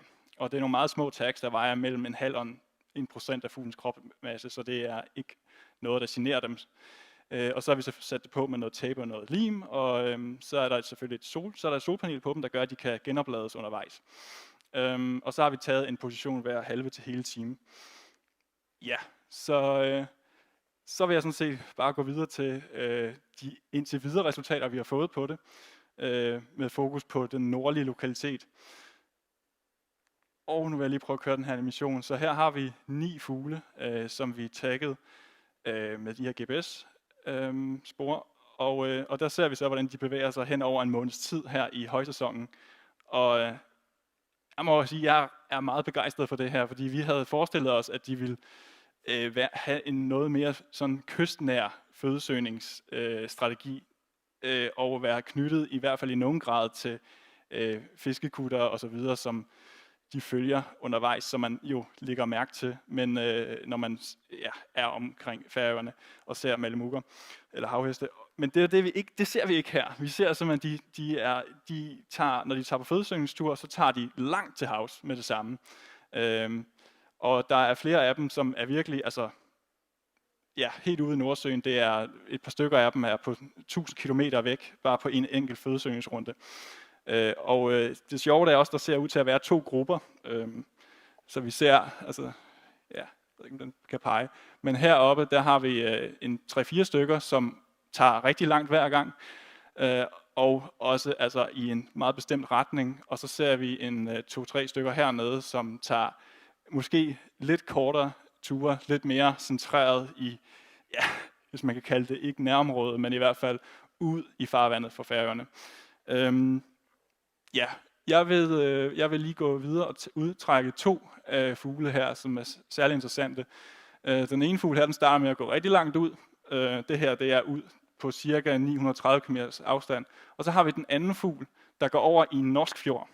Og helt ind, altså et par kilometer fra kysten, og tilbage igen. Og man skal huske på, at den er jo tilbage og fodrer ungen hver gang, at den er ude på en tur her. Og vi ser så, den er over igen, og den er det minsandten hele 6 gange på en måned i den samme fjord. Så det havde vi ikke lige regnet med, at det var det, vi ville se.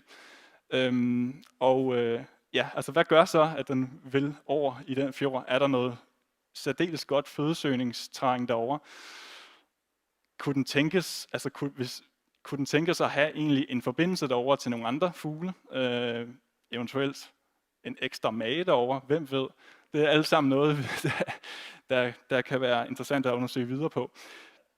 Så ja, meget spændende resultater indtil videre, og det var i hvert fald overraskende, den her længde, der er på hver fødesøgningstur. Ja, så vil jeg gå straks videre til min dronesurveys og de overflyvninger, jeg lavede ude i Sulkolonien. Og ja, altså det skal jo siges, det er jo kommet i stand af, at der har været det her fugleinfluenza-udbrud, så derfor så har vi synes det var enormt interessant at se, hvordan man kan bruge den her teknologi til at monitere det udbrud her, imens det ligesom står på, og hvad konsekvenserne er efterfølgende. Jeg vil lige starte med at sige igen, at det her det er et af de meget centrale punkter i mit PhD-projekt, og jeg har lavet en del studier på havheste med dronetællinger, og altså centralt er at oprette nogle flight-protokoller, nogle flyveprotokoller, der ligesom gør mig i stand til at kunne bruge droneteknologien og samtidig minimere mest muligt forstyrrelsen og højne billedkvalitet og så videre så meget som muligt. Og det har jeg allerede lavet lidt, det har jeg lavet en del med og analyseret også på, sådan at jeg kan komme frem til at egentlig lave nogle reelle surveys. Og vi ser lige hernede i billedet en lille eksempel uddrag fra en artikel, vi havde i Frøje tilbage i 21, hvor jeg var helt ny i at lave de her ting og prøvede at stille op, hvad skal til og hvad skal gøres. Og det er jo alt det her med, hvordan reagerer de adfærdsmæssigt, og hvordan flyver du med de rette vinkler, så du ser fuglene korrekt, og så videre, og så videre. Så hvordan kan det lade sig gøre overhovedet at lave de her flyvninger? Der skal selvfølgelig noget grej til, en droneplatform.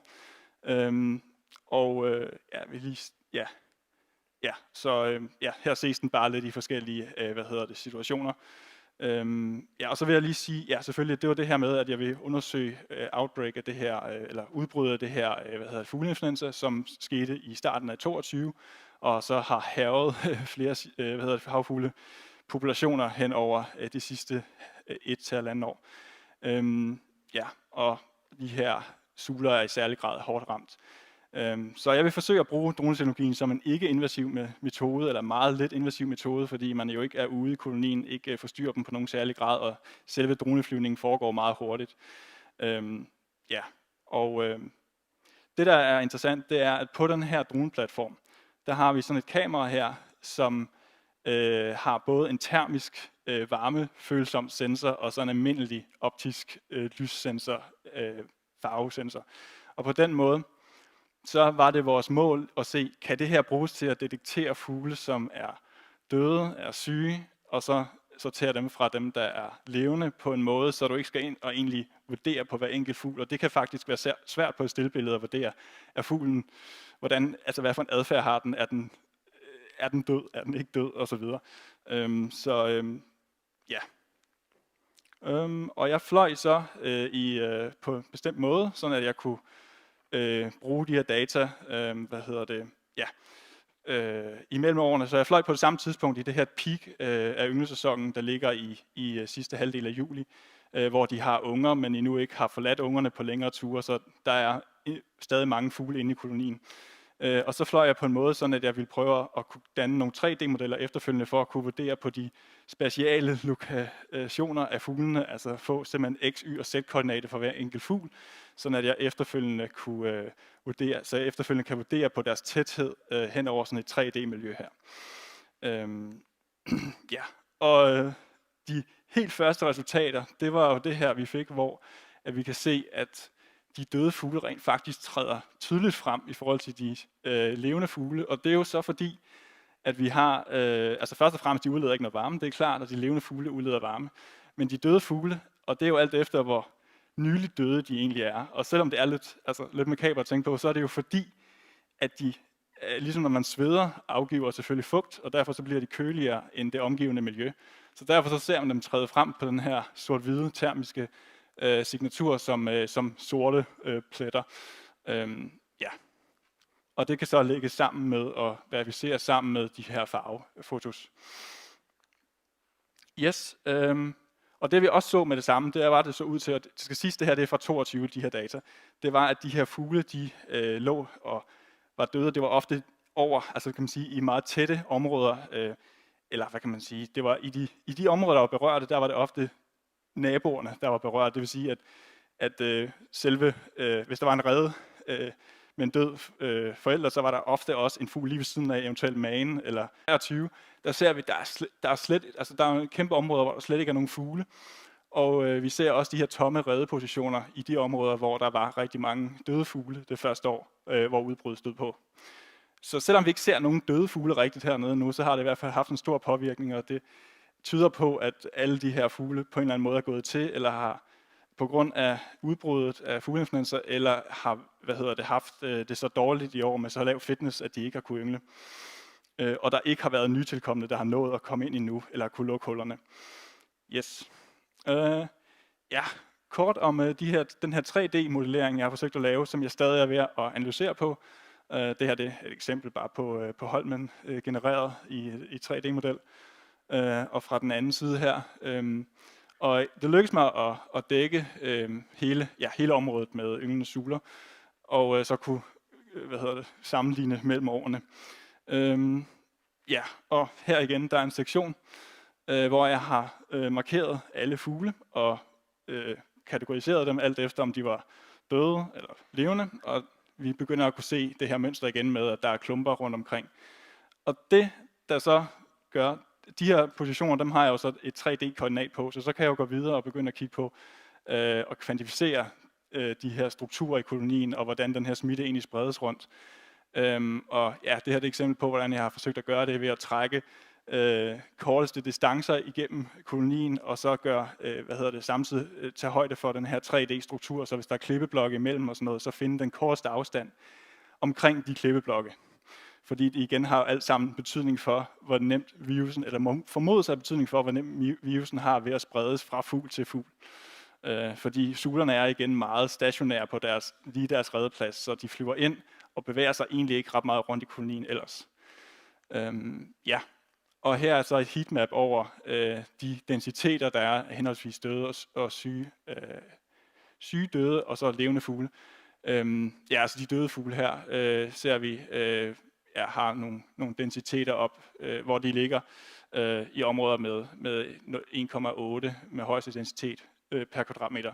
Og de levende fugle har så nogle lidt højere densiteter stadig. Men vi ser tydeligt de her tendenser til, at der er en klumpning af de udbrud inde i kolonien. Så det er ikke en jævn fordeling. Det ser ikke ud til, at det er noget, de trækker med udefra. Det ser ud til, at spredningen sker i kolonien. Ja. Yes. Så mulige forklaringer på, hvad vi ser her. Og ja, altså, jeg vil i hvert fald sige, at det ser ud til, at det er en god metode at bruge dronemontering til at detektere det her fugleinfluenza-udbrud. Og de her 3D-modeller er et stort fremskridt i forhold til at egentlig modellere kolonien og så se på sådan fine scale, hvad sker der egentlig, når der er sådan et udbrud her i gang. Ja, så det er i hvert fald interessant. Og så ser det også ud til nu her, at vi har det her immunitet i år, hvor der egentlig ikke er særlig mange, i hvert fald voksne fugle, der er døde. Ja, så tak for jeres tid.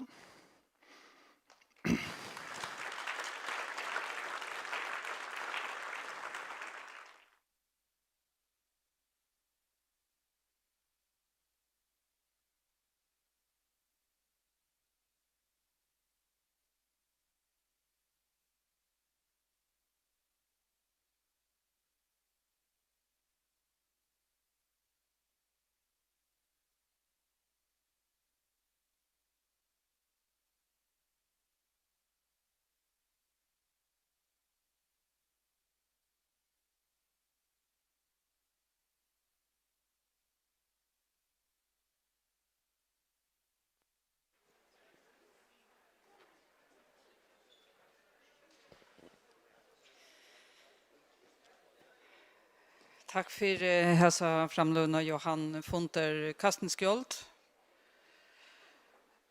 Vi skulle göra om 5 minuter så är det Heine i skårene fra så- og samfunnsdeltene av Fråskaparsetsen som för att tåsa om koraner, bibler och elaboar, kallar han det, strøye om talefralse og i alt sjåa politikken. Og det om går 4 minuter.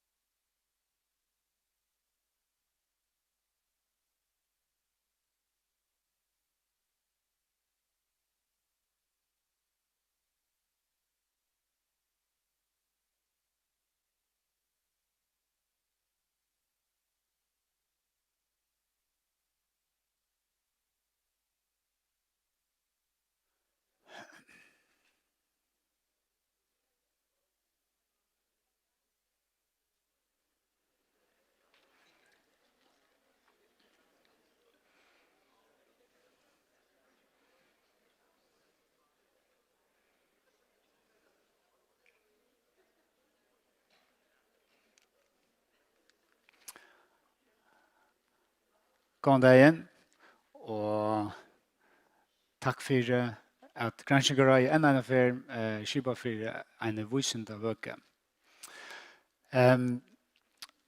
Senast i april i år 2023 gav jeg ut disse bøkene som heter Kampen om ytringsfriheten, religion, politikk og global verdikamp.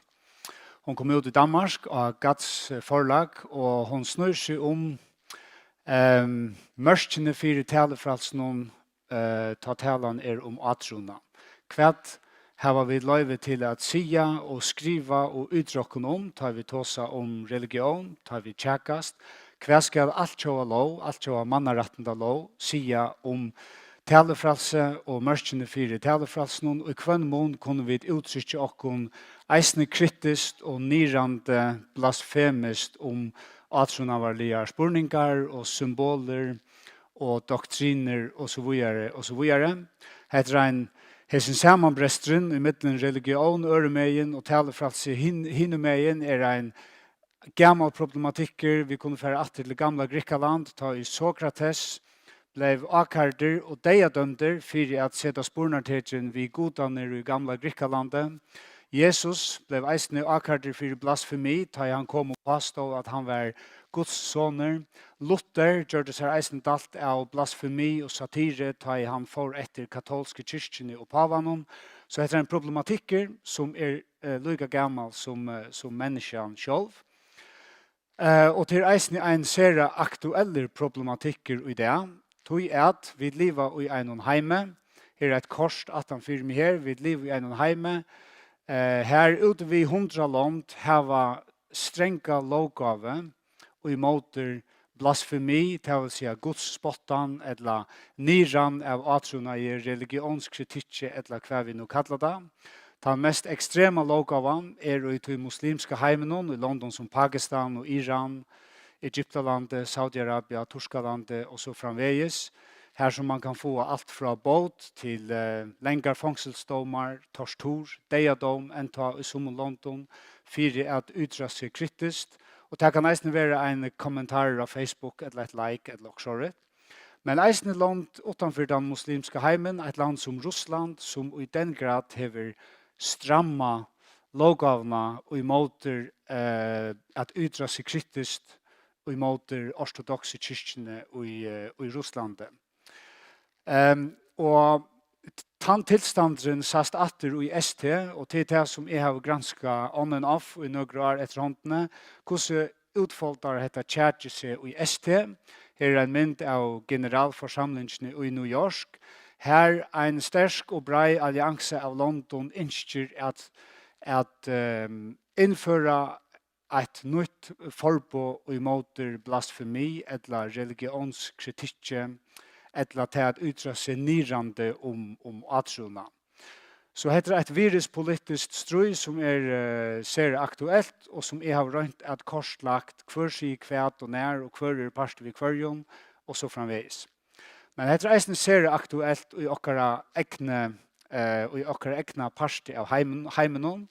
Her et aktuelt døme om en iranska danska listakvinne som heter Firouzeh Basraf Khan, som en fyrra parst tulja i august i 2023, nu for Stutton, stilla seg framfor iranske ambassadena i København, som ligger her ute ved Svanemøllen. Vi noen ruivijatne, og en Koran, som den heilige bogen i islam og tja muslimon, og vi slår noen woman, life, freedom, kvinna, liv, fralse, som slår tja iranske kvinnon, som nu i et år har demonstrera og i måter prestastyren i Iran og i måter kvinnekuan. Og vi som ruiver hjertene noen makulerer hon, eller øyelegger hon, skreier hon sunder en Koran, og hon forklarer selv at dette her en protest i måter kvinnekuan og i måte to i bogene som religiøse myndelikar og religiøse makthavare bruker for at rattforskjøre eller legitimere kvinnekuan ikke bare i muslimske heimenon, men i ødelen heimenon egentlig, ja. Den store spurningen i Danmark så, skal en slik listarlig protestaksjon være lovlig eller ikke? Tog at tulja i august eisne presenterer i danska stjøtnen et nytt lovar oppskott, hvers endamål at innføre et forbud i måter utilbørlig behandling av religiøse genstande, eller av genstande med vesentlig religiøs betydning for trossamfund. Utilbørlig merker omoralsk viffer eller behandling av atronavalion, luton, genstandon, symbolon, som danska stjøtnen gjerne vil innføre Ikke orsaka av en iranskare listakvinne i Kjepmanhavn, men orsaka av nøkron provokatøren av de ytsta høyravåndsjonen i Danmark og i Norrlondon.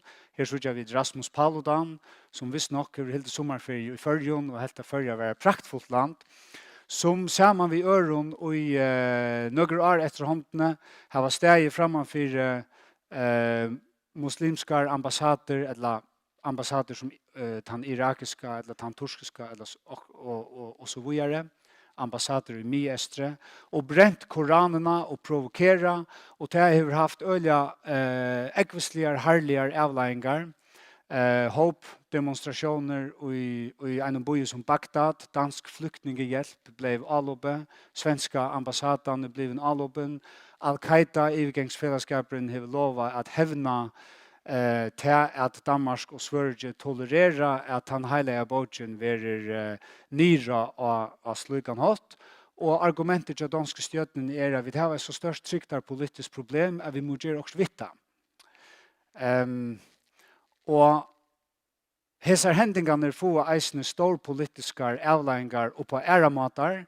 Sverige hever sammen vi Finlande som en beinleis avlegging av krigen i Ukraina søkt om NATO-limaskap, og det en NATO-limer som gjerne vil fora fyrir av Sverige kommer på i, av helt øron årsøgon, og det Erdogan i Torskalandet, og her en satiretekning som illustrerar hvordan slike hendingar vi har bruktar og misbruktar stor politiskt.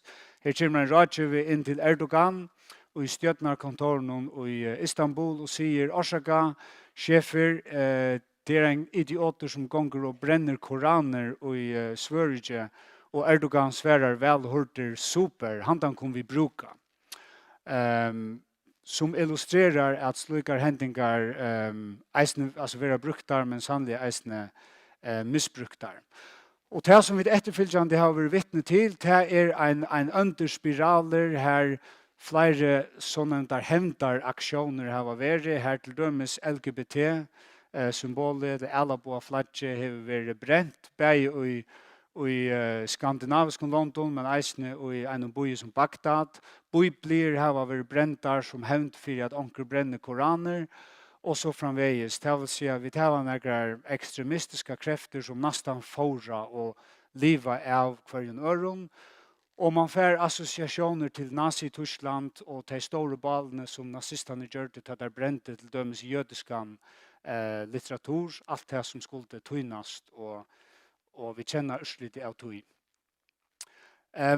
Hetta tjärtje illustrerar eisne en utbredda fætan av talefralsnån som valsikna av talefralsnån i heila tidje, som hendan satiretekniken kanskje illustrerar.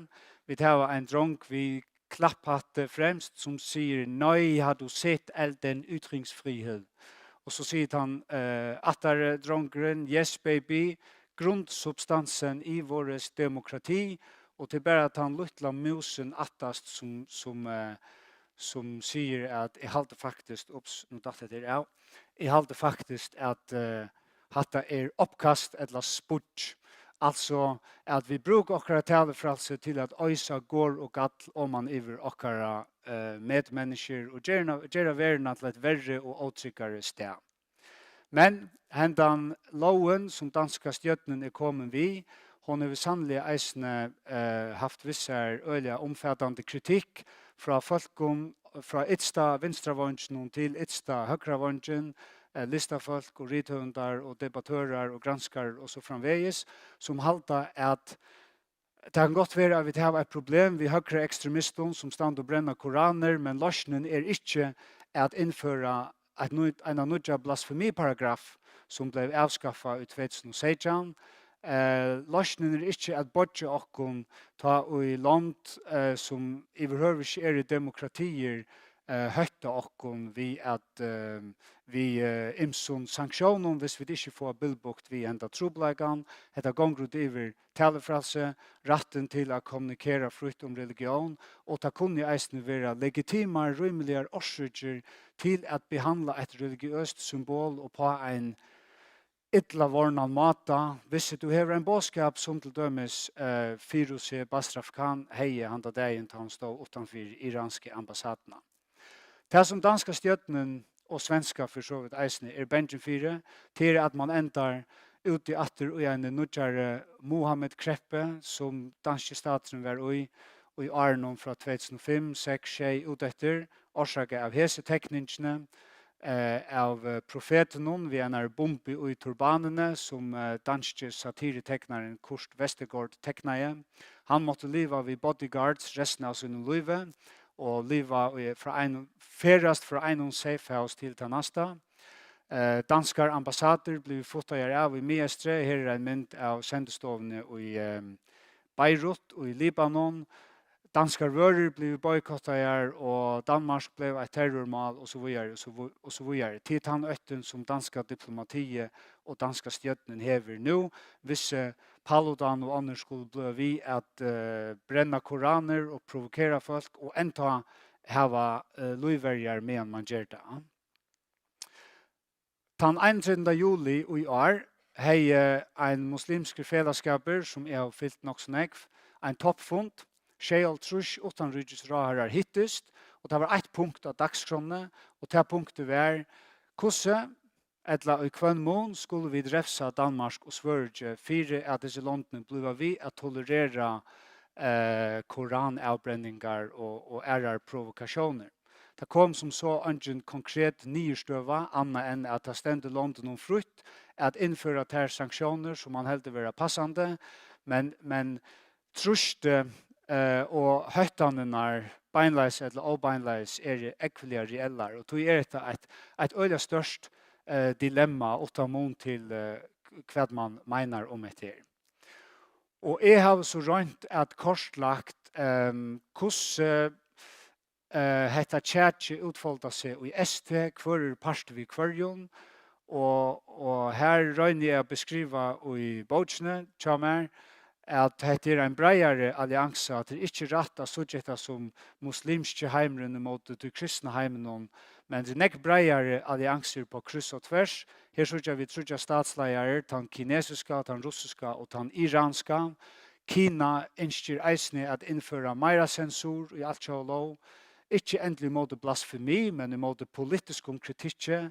Putin vil gjerne stramma alt lov, såleis at det er olovligt at kritisera atrona, og flere katolsk konservativ land i Løms Afrika og Latinamerika eisne parster av hese alliansene, hvers endamål at undergrava ratten til at hugsa frutt og tåsa frutt om atrona varlig virskifter. Så, hvis tid vil jeg høre mer om eller bliva klokare på dette evnet så må det taka beinene opp på nakkan og finna den nærmeste bokhandelen og kjøpe seg bokene. Takk for det.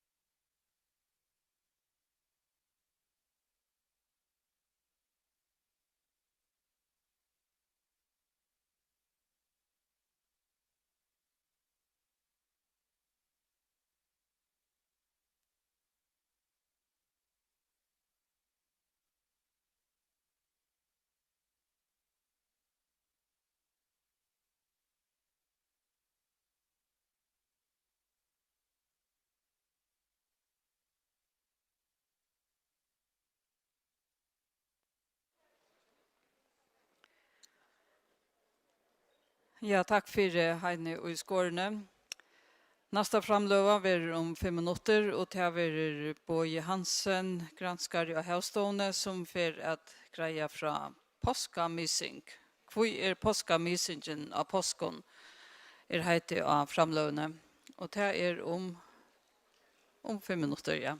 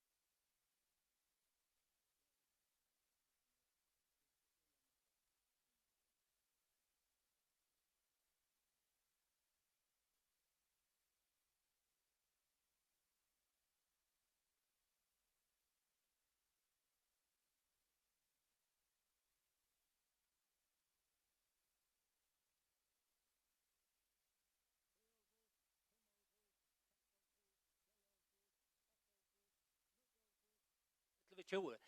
Hvor påskamisen av påskon?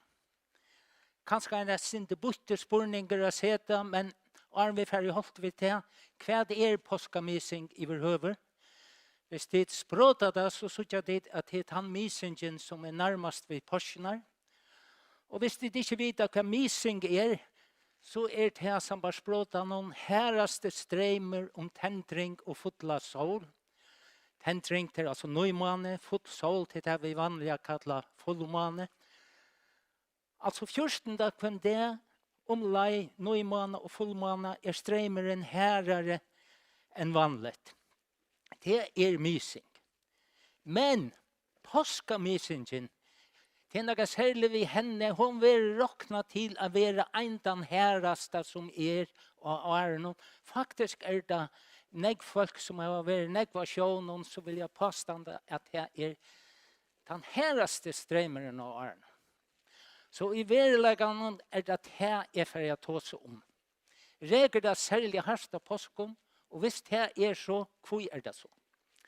Men la dere begynne ved badna lært om noen føringer her og i alder vita at sjåarfattel først og fremst kommer fra mannen. Og her synes jeg dit, ja, jeg husker meg at vi hittar ur rymtene nere av hjørna, vi hittar nere av Norskpolen, som jeg har mest ved noen ende. Og så har vi mannen her. Mannen toar og i alt ting av hjørne, men han toar mest og i det som nærmest vi. Og det vil si at han toar mest og i skjekven som nær mannen. Tog få vi, det skulle vi råkna vi flow av togsyn. Til sjåan de øyla negv ivedrivet her, men flow her som det vender mot mannen. Og så skulle vi vanta til at hinne med inn ved fjøra. Så her manakraften sjåan negveikare. Men mannen toar eisne i hjørna, og han toar mer i hjørna enn han toar i skjekven hinne min. Så tog skulle vi faktisk eisne vanta flow hinne med inn i hjørna. Og så fjøra inn i midtle. Og så det jo så at hjørnen meler om seg själva, etter 24 timmar meler hun en heila for rundt.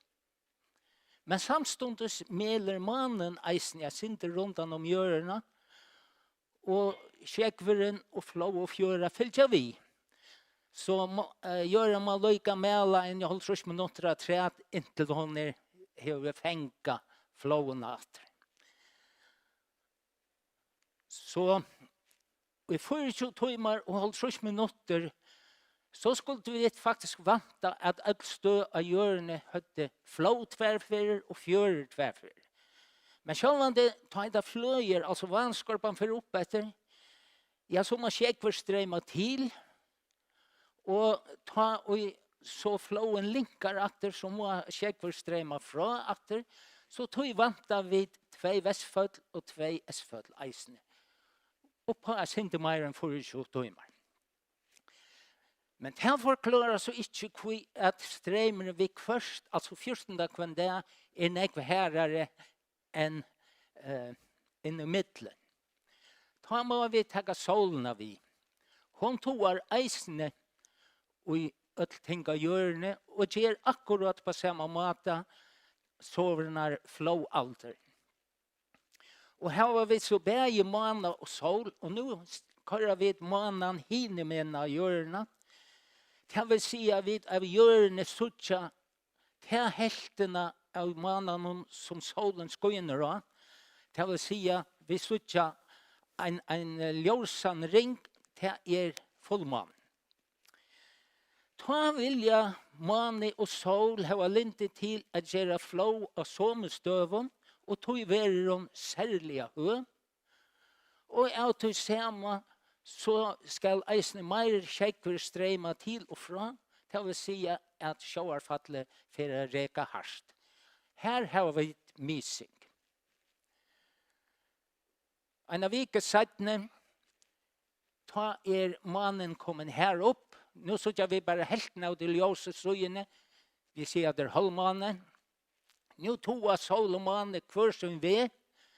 Mannen vinner, men utslitt ver av flowen ver ikke lykka høy som han var for en vik søgene. og streimeren ver til helderslyka herre. Oppat rena vika seitne, nu mannen kommen mittlen sol og jør. Nu sutja vi slett ikke da ljós søgjena, så nu det nøymanne, eller tendring, som man platt å sia.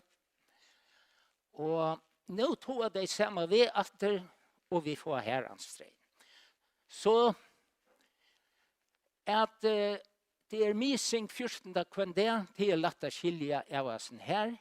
Vi skulle råkna vi at det var akkurat vi fullmanna og nøymanna, men det krever at skjekveren skal klare å fylle vi måne og sol, og det gjør han ikke ordentlig. Tog misingen vanlige 1-2 dager at han var nøymanna eller fullmanna. Men i ødelen for lei 14. kvendet. La dem så tjekke av hvordan vel det passer i førjen. Nu valgtes det sjålande hver man men her norranfor førjer, her som jeg har lagt han den her reia sirklen her hadde vi en strømmåter liggande og i et halvt år, så måtte jeg strømmen tverfen om tøyma. Ut fra tøy kunne vi drokna strømmen ut nær som helst. Okej, altså, hvis det nekve vinter, så avvirka til eisne strømmen, særlig i vannskorpene, og det kunne vi ikke ordentlig råkne ut på forhånd. Men ta i sjåvarfallet reker harst, så det det som ræver, og det kunne vi råkne ut hvordan det var for 100 år siden, hvordan det var om 100 år, og her som stedet, her vil det ha hessa matingene. Og løken dere spesielt hitje etter hvordan det var og i mars-april måned og i år. Og ut etter har vi tøyene, vi begynner 1. mars og enda 3. april. Opp etter har vi feriene og strømene, råkna var i centimeter om sekunder. Og så jeg det til at her 4 tøyerskai, her det reker særlig harst, 4 misingar. Og tjekker vi det, så var fullmåne stått undan de første, nøymåne stått undan de neste, fullmåne stått undan de 3, og nøymåne omlai tatt han 4 vær. Men hvor som moner og ånderkvør mising herrer igjen ånderkvør? Det tog at mannen vi kvørst nærgjørende, vi kvørst han lengt bostru. Og jo nærre han gjørende, kraftigere toer han, og herre strømgjever han. Og i år var det så leis at mannen var naster gjørende her, var en stått åren, det naste misingene, og en knappa måned settene. Men inne i middelen var han lengt fra gjørende. Og det merker at 9. april, som var påskadever, så var han misingen som høyre til påsknar, altså påskamisingen. Hun var med av mannen, var nok så lengt fra hjørnet, så nei, påskamisingen ikke alltid den herreste misingen av åren. Men hun vanlig av middelen der høyre. Og for at lukka som sudget her, så lett dere teka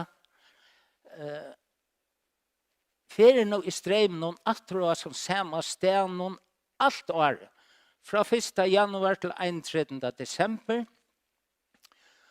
Og etter har vi strømferien opp etter til så ikke her omlai 2 misingar om måneden.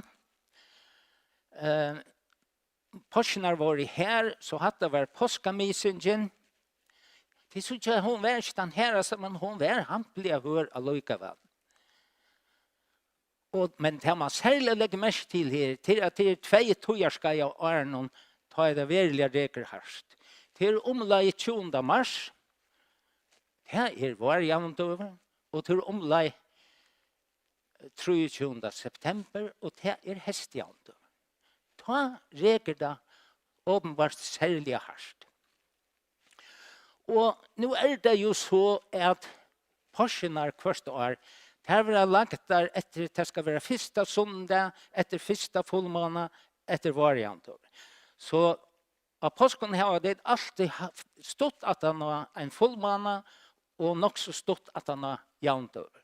Så tog påskamissingen rymelig hør. Men mannen ikke alltid nastgjørende av påsken.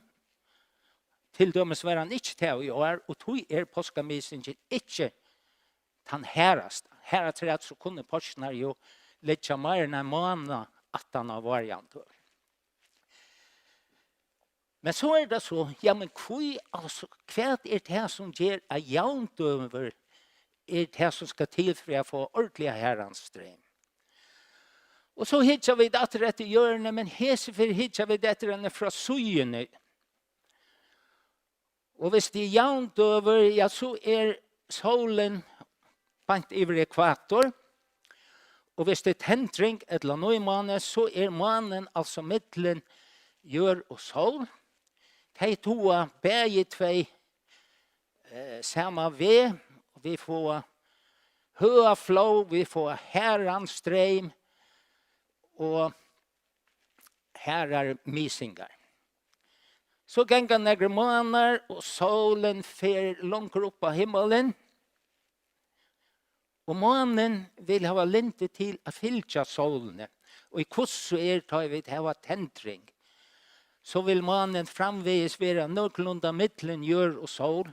Og det vil si at sjåarfallsaltan nu peikar og imot solene og ikke jøvn ekvator. Og det merker at hvis vi nå i førje, og nå har vi teknet seg hjørne så leis at førjer skulle ligge noenlunde her, som at det reier FR. Her flow beint nå i førje. Om 12 timer så skulle vi tro at nå var afterflow. Da har vi hjørnet snære en halvår for rundt. Men nu ikke flow, eller om det flow, så det hvordan jeg veikar. Så poenget er at å ha somre og å ha vetre uverleikan å bære en høy flow og en djup fjøra. Av det samme så klarer mani og sol ikke ordentlig å pumpa gongt i streimen, så leis han blir lykka herre. Og tog streimeren herrast til tøyna ta mani og sol i ajant ekvator. Hette hever så nekrar avleiengar, jeg skal ikke komme alt for nek inn på det, men henda mynden viser nutje der i juni og i år, akkurat på samme måte streimfyrene opp etter akkurat og her som stene. Hittar det etter 20. juni, så her klokkan 6 om morgenen, da räkta rymlig harst, og hittar vi etter, så räkta faktisk vesteretter. Så her var et vestfall. 6 timer siden var atter harst, og da räkta esteretter. Så kom atter et vestfall, og så atter et estfall. Her var det 4 kjørfall, handa dagen, som alt var nøkulunda lykka hør, omlai 30 centimeter om sekund etter svære til et knåp, eller en mul, som man nesten sier. Det var 20. juni. 24. juni var et harst kjørfall, det var faktisk et estfall. Hitt estfallet og begge vestfallene var nek veikar. Og ferdig så over til 28. juni, så det 2 av oss her, et estfall og et vestfall, som var ordentlig hør, medan hinneberget var nek veikar. Så hetta sama som gjør at streimeren herrast om jevnt over, gjør samstundes at han vil fløkter, eller fløktare enn han vanlige begge å ha somre og å ha vetre. Og oppa til fløktare verda, om man nu røyner seg, her har vi bare hukt etter en sånn ena sted. Her har vi nå et annet sted, her vestanfor førjar, tatt vi Skaivabanka. Her har vi eisen haft en strømmater. Vi kunne råkna den ut akkurat her, så med noe ideene, og her så strømføren så leis ut. Og det var faktisk det som jeg atler jeg sier. Takk for det.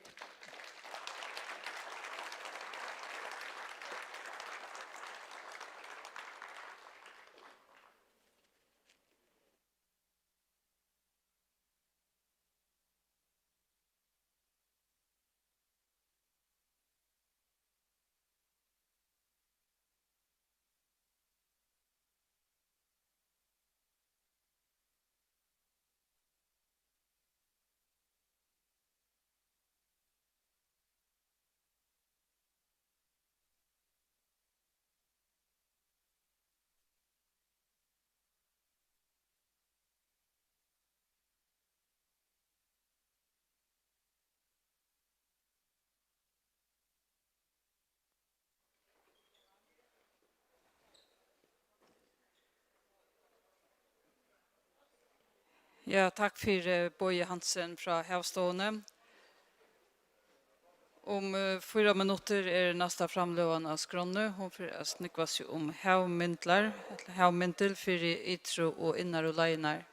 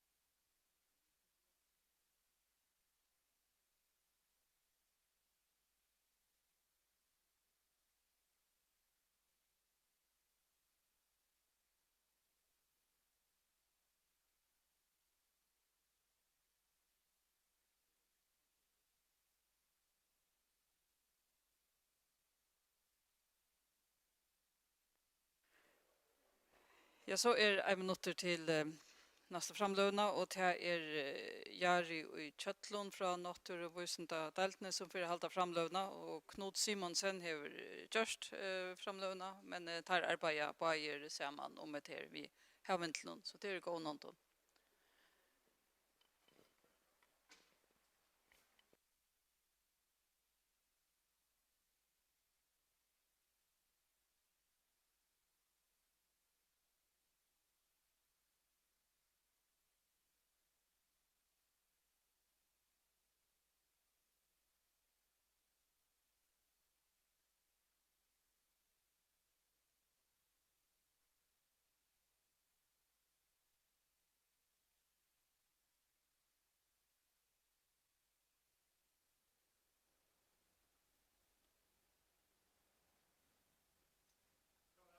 Jari Kjøtlund. Jeg skal ta seg det om en nødvendig havmyndel vid arbeidet vi her i Frøskaberhetsland. For lesen er det havmyndel for ytro og innar løgner. Nastløtene fører vi til høyre synder om havmyndelen for havvårdsik kring hverjar. Vi fører at Louisa Vysa, en nødvendig havmyndel for førerløgner som omfatter feskvannsfløymer fra avon. Og vi får vise noen dømer om simulationer vi tar gjørst visen og ikke hemmelen. Hvis vi leipa sin i det tekniska, så numerisk havmiddelan fer fram vi at vi skulle kjenne noe ting. Det første vi skulle vite noe om til bottenvirkjøsene. Så vi kjenner bottenen, det vi har her, skutjan et kors til førjer, eller havløgner kring førjer. I mine ser man ikke her, men fokus er av havløgner. Da vi kjenner dette, så legger vi det råkne til omland. Det er det svarste vi så her. Og i råknetene er som meskar. Da vi kjenner meskarna, så legger vi denne rundt han om, som gjør inputet til råknemaskiner. Og dette er inputet styrer vi, eller når vi kjenner det er eller mannar fram i tøyna. Da vi kjenner alt dette her, så setter vi den råknemaskinen råkna. Råknemaskinen råknar brøytingar i vannstøv og streime fra meska til meska. Og om vi kører det her inn i myntelen øysen, så er det salt inn i halt hit, og her er vi evnesvekt. Tøyerlåpene styrer vi øysene, og her kommer det tøyerlåp fra 0,2 sekunder opp til 20 sekunder. Det er alt mye godt, men det er ikke den første hemmelen som fer fram av frøskaprosessen. For at etter tøyene, så har det vært råknet på spjæring av lus for elbrukene. Det har vært ment en app, RAK-appen, som er nekk brukt. Og til røysene vil modellere sjåfallsorsko for havløgene kring førjer. Alt dette er til gjørst vi det som vi kaller for regulær skritt. En regulær skritt er faktisk det at man tar kors til bytet inn i kvadrater, og så råkner man fra kvadrat til kvadrat.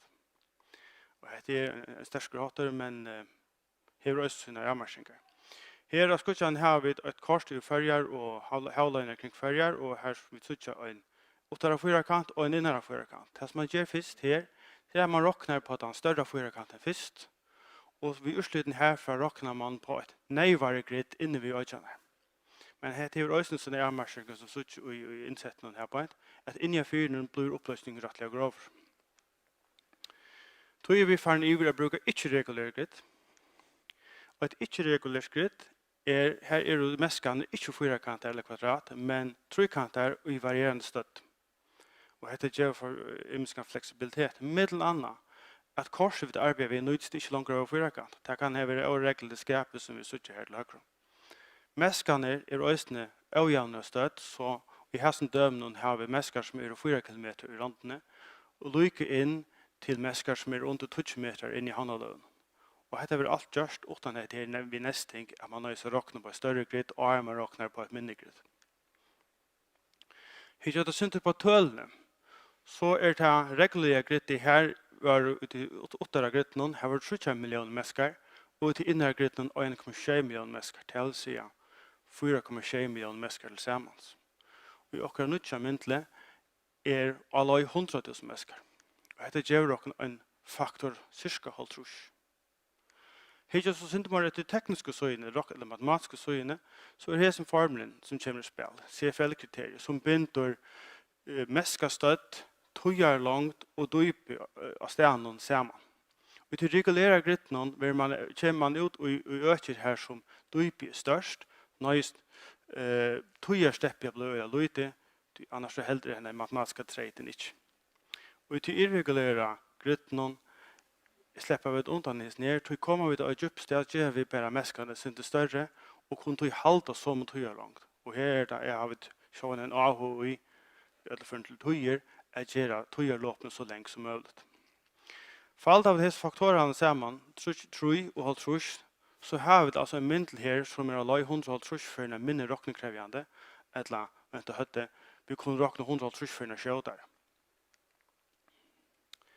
Men myndelen 4 måneder hvis myndelen stekker skjer. Vi kunne øyne vi hese myndelen måned til 4, råkna i flere løv og nyrgjøring skjekven. I løten bruker vi tutsi som man ser her, men til prinsippen ikke over mark 4, hvordan jeg løv vi kunne legge. Her vi kunne vi råkna på måneder og i råkje salt inn i halde, nyrgjøring sjøvsulene. Hvor har vi så valgt denne her FNK-myndelen til første halvdøgnet? Jo, det har vi valgt tog at FN-myndelen er bort opprøtter om Atlanheimen. Han er mentor av universiteten i Dartmouth, og til over 100 bølger kring Atlanheimen som bruker det. Og dette er state of the art støttfri. Og i Dartmouth som døme, her kører der et globalt modell, som vi sitter av globusen her på. Han tar kører altså en meskane som omfatter alle knøtten. Så gjør det bruker den gamle teknikken ved nesting til å klippe petty ut, som det svarte økje her, til å nå simulerer det størst økje av Østerstronden i Nord-Amerika. At det her klipper det petty ut og simulerer sånne fjærer, og simulerer så lykke inn i havnalø her i Nord-Amerika. Det er alt sammen. Det er en av grunnen. For nu kan jeg ta sånn ikke godt, men det skal man vise et utslipp her. Så jeg vil vise et modell her. Dette er en simulasjon som kort bare vi sjøfallet for løgene kring forrige. Her sitter vi til venstre, rake kring øynene. Farver indikerer fer og piler indikerer retning. Og til høyre sitter vi bare et utsnitt av det samme rake nødskjefire, og nyest til høyre sitter vi samme rak for havneleie for havneleie tørsammarsøk.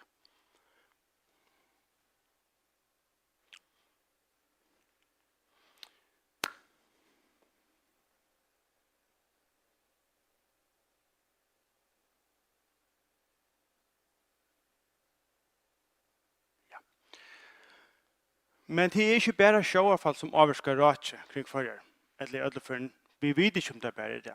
Så tog har vi tog på regn. Det regner i førjen, og regner renner av øyne natter som eier. Tog har vi lagt eier inn i simulasjonen. Nek annet vi vet heller ikke hvordan det regner i førjen, men vi vet at det er større moner og hver og hvordan det regner i førjen. Sommerstans i førjen regner under 1000 mm om året i Nølse, og ærastandes Tlemse Kvalvøk regner over 3000 mm om året. Lætjar vi dette her inn i myndelen, så får vi et kors som ser så løs ut. Alle fyrirkantene er eier som vi har lagt inn, og fløymingen avhenger av hver det ligger i landet, og hver mener fjellet det ligger. Men vi har gjort et kvalifiseret på og på hvordan det fløymer av. Hva vi dette inn i myndelen, så får vi disse simulasjonen ut.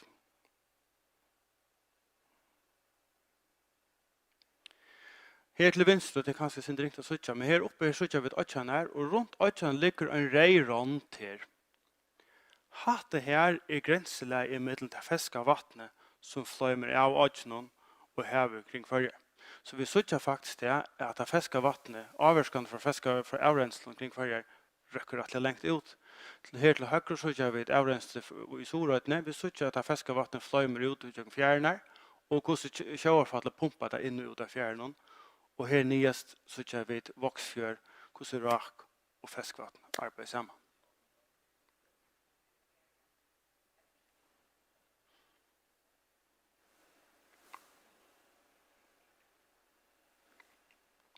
For jeg venter atter til myndelen. Så atlan tjokken fremme etter at arbeider sammen ved Dartmouth og ved Ocean Box, en fyrtøk i Norra, om at bruke randtreitene fra den globale modellen til Dartmouth. Til å vi takker data fra globusen her, ønsker du tar gjøre Dartmouth, men nå bruker vi det på havløyene kring førje. Og her vi kunne vi konstant oppdatere en input-data simuleres og levende. Hit gjør vi det på at det synes mer tekniske søgene av myndelen, så søker vi selv FUCOM-modeller her i mine, som en fyrirkant her. FUCOM krever her å vite noe om grønne kassan. Vi vet noe om bathymetrina, til å se noe om dypet. Vi krever å vite noe om sjøfall, salt, hit og sjøvnen. Og vi krever å vite noe om standardvirskiftene og eventuelle eier. Så kan man køre vevervirskifter inn. Hita, fordampning, regn, vind og så framveis. Vever, stort sagt. Og det kallar man teknisk sett WRF. Vi kunne også køre alder, og et aldermodell inn, så vi har alderdrivet rak. Og her har det just gjørst i Dartmouth i USA, siden 2008, har det kort og sørt The Northeast Coastal Ocean Forecast System, som en avværingarskipa, bygd på FUCOM. Men det har vært heimat til okkara. så vevstående vel avvis for en sånn varfmyndel. Det vil si at her har vi mot et leipende modell for vever og vind. Her av setsen har vi en PhD og en postdoc-verskatland som arbeider vi aldri drivne råd. Hva er vi til dette sammen? Så kunne vi mulig gjøre en førske forsakene skipa. Varför? Hon kunde så bli brukt til dømes til en leideskipan, Search and Rescue. Hon var brukt til smittespredning. Hon var brukt til sjøkasko, havløyfrøy og så fremveis. Her er nek muligheter. Og for å vise en av sørste myntet, så kommer vi hitje på drivbesvirskifter. Her har vi en simulasjon av Sundalænen. Vi Kalbaksfjord til venstre og Skalafjorden til høyre. Og hva er gang til?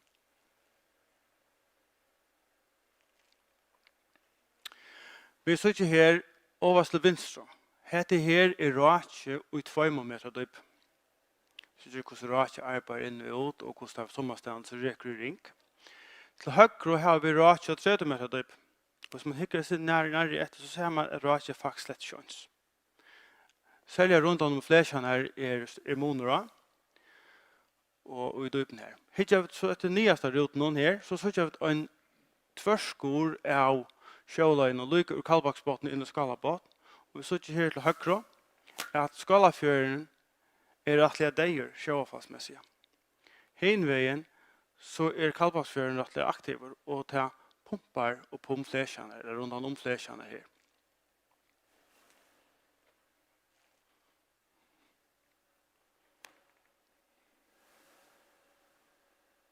Ja.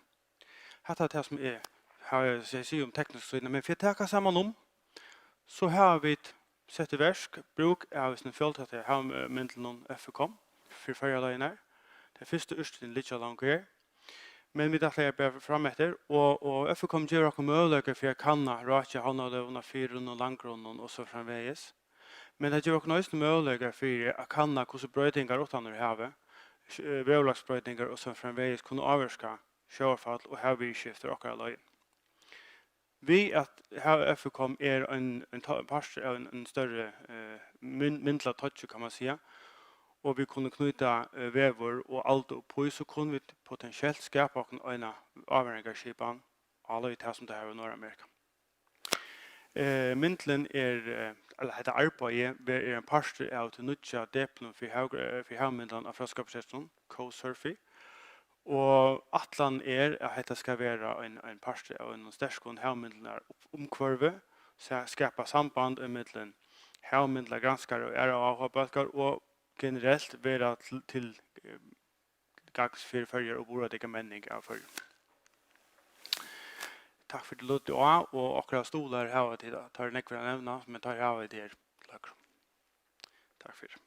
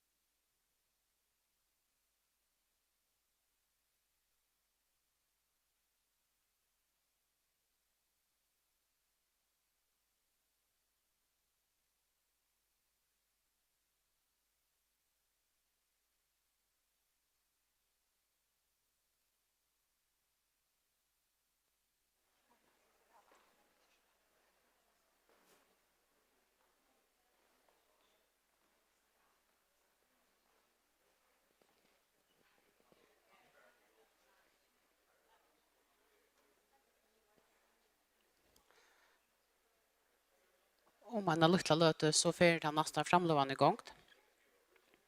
Det var Elisabeth Skärhammer Olsen fra Froskabergsetsen. Hon är PhD-läsande i England och har Östernvärja Froskabergsetsen.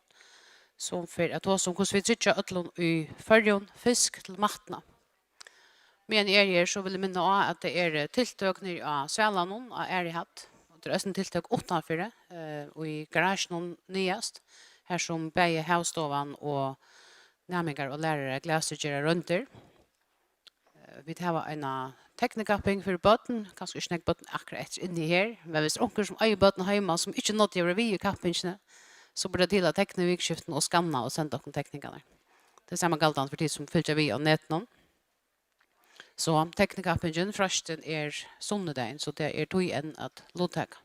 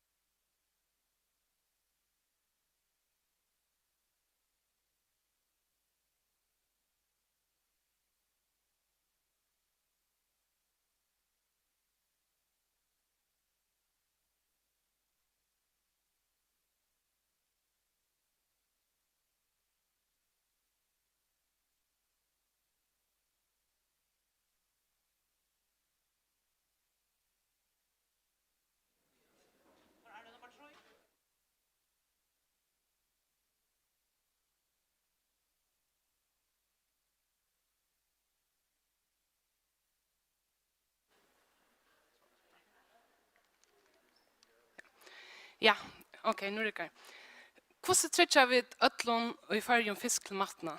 Hette sjående en politiske spurninger, og endamålet vi framløn i det ikke av svære spurningen endelig, men stedet greia fra hvor halte at dette en vidkommende spurninger til å engasjere oss i. Og kanskje eisene at jeg var sindra uiplåstre til hvordan man kan grupa ta an og på en måte som gjør mening i førerska konteksten. Framløven skipa så at jeg først får greia fra bakgrunnene til evne, og hvor halte at dette en vidkommende spurninger at ta opp. Så jeg får at greie helt stort fra hva det for tilfell og avstøyelig perspektiv som framlån bygger av.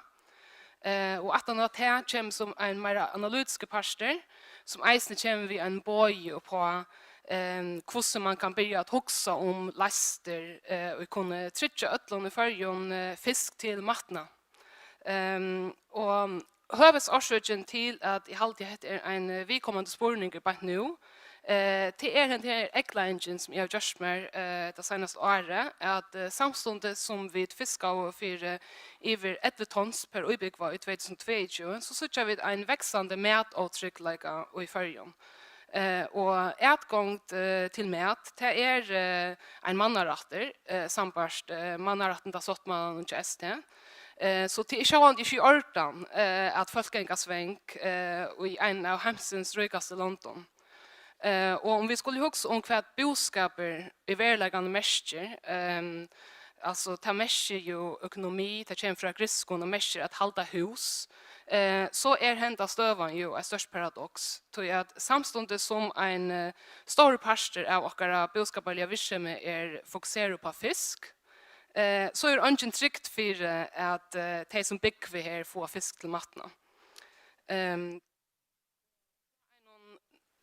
Helsefrøylion og omkvarvsfrøylion perspektivet, så det eisen i Østkimlandet at vi som helt mætavtrykk eller ei ferdig eta minne fisk og mer kjøtt.